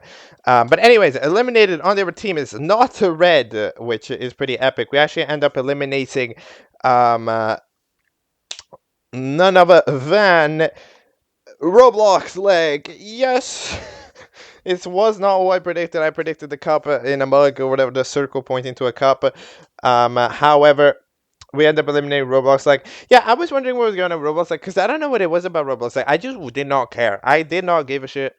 I absolutely could not care less about Roblox. Like, but at the same time, it was just like, I mean, they look like a alright character. I just really didn't care that much. But it seems like the viewers also didn't really care that much, which means that they end up like sort of being okay, and in general like surviving. No, actually not surviving, but yeah, no, Roblox didn't survive. But then, of course, the circle ends up being with their whole arc. Okay, so I'm not 100% sure what the arc here is, because as far as arcs went in this show, this was one of the arcs with like the least amount of screen time given to it. They gave like nearly no screen time to this arc, to be honest, right? So there really wasn't too much here to say, but Yeah. So I think it's like they had friends, I think, kind of. We don't get enough screen time with them to really establish too much of a connection here that's actually like relevant. So like they had friends and others said, no, I'm gonna lose you too or whatever, and it's like, okay, I mean, yeah, yeah. But this one's mainly just my bad for not really catching it, to be honest. Um, but yeah, Red eventually ends up hosting the challenge as well, even though they've been host for 3 minutes. And their idea is to call up an old friend. So they call up, or by the way, Sledge. Oh yeah, I was looking at it and I completely forgot about it. Sledgehammer has a new asset, which is interesting. When did that happen? I'm sorry, they didn't die, right? No, that didn't happen. They didn't die. Where are their scuff marks? Where is all their bullshit? Where like they didn't talk and no, where like they've been hit 3 times, right? Because that was the thing, right? You know, like they were getting impacted by it, and they're like, "Yo, sorry to the fella for doing all this shit," but like what happened? You're just fixed up now. I mean, I guess it's been a bit. The snow powers, all right. Snow powers up everything. Snow powers it all up, and solves everything. So then we have our challenge. So Red ends up calling up Orange, who works in the city at a studio that does stuff. But I love the freaking their phones. They just looked up Did they look up red iPhone and orange iPhone? They definitely did that. Okay, great. Love that. £30. Wait, £30? That's crazy. Wait, £30 cosmic orange. Oh, it's gotta be a case. That's got to be a case. There's no way that there's an iPhone 17 Pro for £30. But yeah. Of course, every time I'm trying to figure out if this is from a thing. Like, is this a new lore that we're being given here from Red, or I wonder if this is Red from another show, which is interesting. I mean, we do have quite a lot of like other series going on here on the Ice Coffee channel, but I think Battle for a Building is different, no? So I don't really know. And like, there's a bunch of series, of course, with stick figures. I immediately, obviously, think of Alan Becker. Alan Becker content definitely gives off this whole various color stick men talking to each other. So I immediately get off that vibe, but I don't think we're inspired off that too much. But yeah, they host a studio, and eventually we end up going over there, driving over there, because of course we can't TP there. Or maybe you can. I mean, hey, the guy dancing on the TV screen was able to do that. So maybe the essence of being a host, right? Just having that feeling, being like, yes, I am the host, gives you those powers to like be capable of adventuring, of teleporting people, but we don't ever try. So we end up using the Barbara super van for the 1 millionth time. Poor Barbara. What? Nah, they died and then didn't come back and then couldn't get recovered for some reason, even though they should be capable of getting recovered, I guess, because of, we now have a recovery thing. But I guess nobody remembered to do that because you have to ask it to recover somebody. So maybe that's how it works. No, but you get eliminated. No, but then they died. Wait, I don't know, bro. Like they did that. Shout out to shout out to Barbara for just disappearing off the face of the planet. Like it has to be one of the top moments in history, to be honest, for sure. And the TV is just a character now; they're just in the driver's seat, which is pretty interesting. And I also do find it really fun that Piggy Puck gets to recommend characters in the show where they're literally in it. Like, you're in the show. I didn't know this. Workers could just recommend characters for their own show, because I've been paying attention to it the past few days. Like, oh yeah, I guess you could just recommend the character for the show that you work on. Like, I don't. That just never crossed my mind as a thing that could happen, and I was like, oh yeah, I guess it can for some reason. But so yeah, we were trying to do some makeup on Grinder Box. It doesn't end up looking great, but oh well. And then we end up arriving at the studio where we have ourselves the challenge. So the well, I've said the challenge I think a million times by now, but the challenge itself ends up being to make a Christmas themed dish or like food or just anything, and then the judges from Orange's show, which I is this are these real people? Are these real people? Is this a show that happened? I just don't know. Maybe it is. Like, I'm just curious because a lot of the time we take these situations, they are used as like epic excuses to do a crossover. You know, so that's why I'm always wondering, yo, Orange, is this your is this a real thing? Do we have a show with Windows XP logo and like picking that one thing that they use in science class? Like I don't know, but it's called like a pendulum clock. No, that's a different. No, those are different. I don't, bro. I don't remember. But eventually the teams that go off to do their own adventure, and we apparently discovered a scrolly. You know, not more eye reading all that. For some reason. Okay, to be fair, that name is really bad. That name is hilariously bad. There are some other pretty bad names, but I am reading all that is one of the worst names that was in the original cast, and it is also one of the ones with like the least logical sense, because at least like a name like Guy with a bronze straps to his chest, right, which is a terrible name, abysmal name, at least it's accurate, you know, like that is the name that gets given to that guy, you know, like it's just like that. Yep, it's a guy with a bronze straps. Not reading all that has nothing to do with any reading all that, because the scroll doesn't even have text on it. That's one of the things about this scroll, right? It doesn't even have text on it. So as a name, it is just bad in every category, right? You're going to be hearing background noises, but this section has been, I have been absolutely screwed over this section for like 1 million times. People keep coming here, but eventually we end up having some people chat, and Rock eventually gets kicked off by the other leader, which is like, yo, if you keep leading the team, I can help you out, which I mean, it is true, that is facts, so we are doing that. Personally, I mean, I would keep doing Rock's idea until we lose, because again, like, if something works, if it ain't broke, don't fix it, right? That is one of the things that we keep saying, right? And yeah, if Rock's ideas have been functional, and which they have been, you know, they've been on a winning streak, and even with this team, Rock has been managing to lead their team to victory. Then yeah, keep it moving. I don't know why we need this guy to lead the team. He immediately starts getting questioned about 1,000,000 times, but they decide to make a birthday cake for Jesus, which is certainly something that you can do. I mean. Out of all of the things in the world that you can do, that is certainly one of them. Yeah, yeah. I mean, so bro, I don't fucking know, but okay. They end up, I guess, planning over to do that. Then we end up having, for some reason, H2O2, which shot. What you shot Red for some reason? You murdered Red. Okay, cool. And then they're dead. Sledgehammer just goes, "What the hell are you doing?" The gas ends up going, "What the hell are you doing?" And then we end up also having a bunch of other people. You know, Roblox like decides to take care of business, because they got somewhere to be before they get eliminated, right? And then somebody else also leaves. Pink Triangle ends up going to the hospital with the fucking cube, right?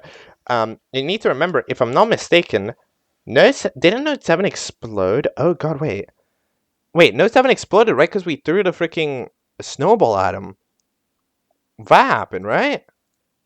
I think that happened, if I'm not mistaken. Hold on. Let me just go back here to check real quick, because this is the actual important. Yeah, they exploded. Yeah, and then Piston takes the recovery machine, but there's nothing to currently plug it in. Okay, that's interesting. That's an interesting important detail that I didn't notice. We don't have recovery machine again. Okay, all right. Okay. But anyways, this is an interesting situation that they're actually all in, because it's like, okay, I mean, they are in a unique position where they're doing a challenge but having no host, right? Because for some reason we fucking shot Red, right? So there's no host. And Liney is currently, you know, still incapacitated because they shot themselves. Dude, I'm just realizing how stupid this all sounds when I'm saying it out loud. Yo, so this because we don't have a host because that guy shot that guy and that guy shot themselves, and then the other guy came in and shot themselves as well, bro. Great lore. But it's an interesting opportunity because we are in the city, which means we have opportunities to go out of town to do things. And it's honestly a valid strategy, right? Like, there's not going to be a much better time in the competition than right now, because presumably the host is coming back at some point in time, at some point in history, right? So there's no real better time than right now to actually go and get shit done, right? Because, like, if you need to go talk to someone or go get something checked out or just go buy something, for example, it's a very valid idea, right? Because like you're not gonna have material. So for example, like if a team was super smart, they could just like, for example, literally go buy a shit ton of material. Like they could just go buy shit because they're not going to need it for this challenge, but they're going to have that stuff and it's going to be useful for them in the future, right? It's a great setting that they can do because like it just ends up helping them out overall. Yeah, like it just it's a good thing for them. But yeah, like for example, going to the hospital with the fucking key because for some reason I mean, but now there's a reason to not heal them, right? Because like but before it was like, yo, just ask H2O. Don't worry, that guy's got no remorse. Did you see what the fuck he just did? So like in general, is like, yeah, I mean, that makes sense. And then we have ourselves a little bit of a story with the Levery, who shows a picture of them when they were 6. They had eyelashes. So wait, okay, I didn't understand. I wasn't always a boy, or I was always a boy. I don't know what this guy said, but I think they weren't always a boy, which is interesting because right, the coffee mug had that same switch up. I think the coffee mug, sorry, the circle pointing to a coffee. I think it had that same switch up right when they turned green, when they had the uranium, the gender bent them, I think. So then they're like, yo, do you want to be friends? And it's like, yo, that's kind of a weird question to ask. Yes, I know. Isn't that crazy how that's an extremely weird question to ask? Because that's what they ask in every object show. Have you noticed? Have you seen like every object show ever where they're just like, yo, wanna be friends? That's Marker says that. But like, it's just every office show. I was like, people would be like, yo, wanna be friends? Yes, okay, cool. Great interaction. I've always been like, wait, that doesn't happen. Is that an interaction that people do after they're like 8 years old? Which is great. Great that we have some call out of this type of interaction, but eventually you have another chat like, yo, you're gonna find somebody that you're gonna get along with someday, and it might not be me. And it's like, okay, wait, hold on, wait, like okay, I don't know, I feel like she just asked you to be friends. To be fair, this was not. I don't know. This, out of all monologue times, this didn't exactly feel like a monologue time. Like I understand, of course, that we have like the concept. Oh yeah, you feel like you're responsible. And you want to always have a friend for someone to depend on and everything. But it's like, okay, like you could you can be the friend. Like you don't need to be the only friend, but you can be a friend if you want. Or do you just literally not like? Because like I don't know. That was a little bit of an awkward moment because like I don't really get it what happened there, but eventually they go make the cookies that Levery's mom made. Again, as usual, I always have to ask the question: what does Levery's mom look like? What is the mom of a lever? I'm sorry. They're just I find it an interesting question. Okay. And then that is the ending of 12A. We end up having we have but how do we have a post-credit scene in an A episode? But to be fair, it somehow does actually fit for a post-credit scene in an A episode because yeah, we just get the checkup of in-house. So now we're gonna get to see the greatest duo of all time, Guy dancing on TV screen and Barbara alongside Mario and whoever the hell was over there. But yeah, poor Barbara. Man, what the hell happened to Barbara? I still don't know. Because like, okay, we found out how the Christian Coffee Mug got eliminated, right? They got sent. They got sent down in an experiment by the fellow. Okay, where it's like you don't. It doesn't necessarily need to be a willing elimination. As long as somebody just drops down, they'll get eliminated. Okay, yes. But how did Barbara get? I'm still waiting for the Barbara, bro. I need my Barbara explanation, or else it's so Barb over. It's Barb over. Okay, that's what I'm gonna say. But yeah, we have the poll of voting on who's the favorite. Who is the favorite? I wonder.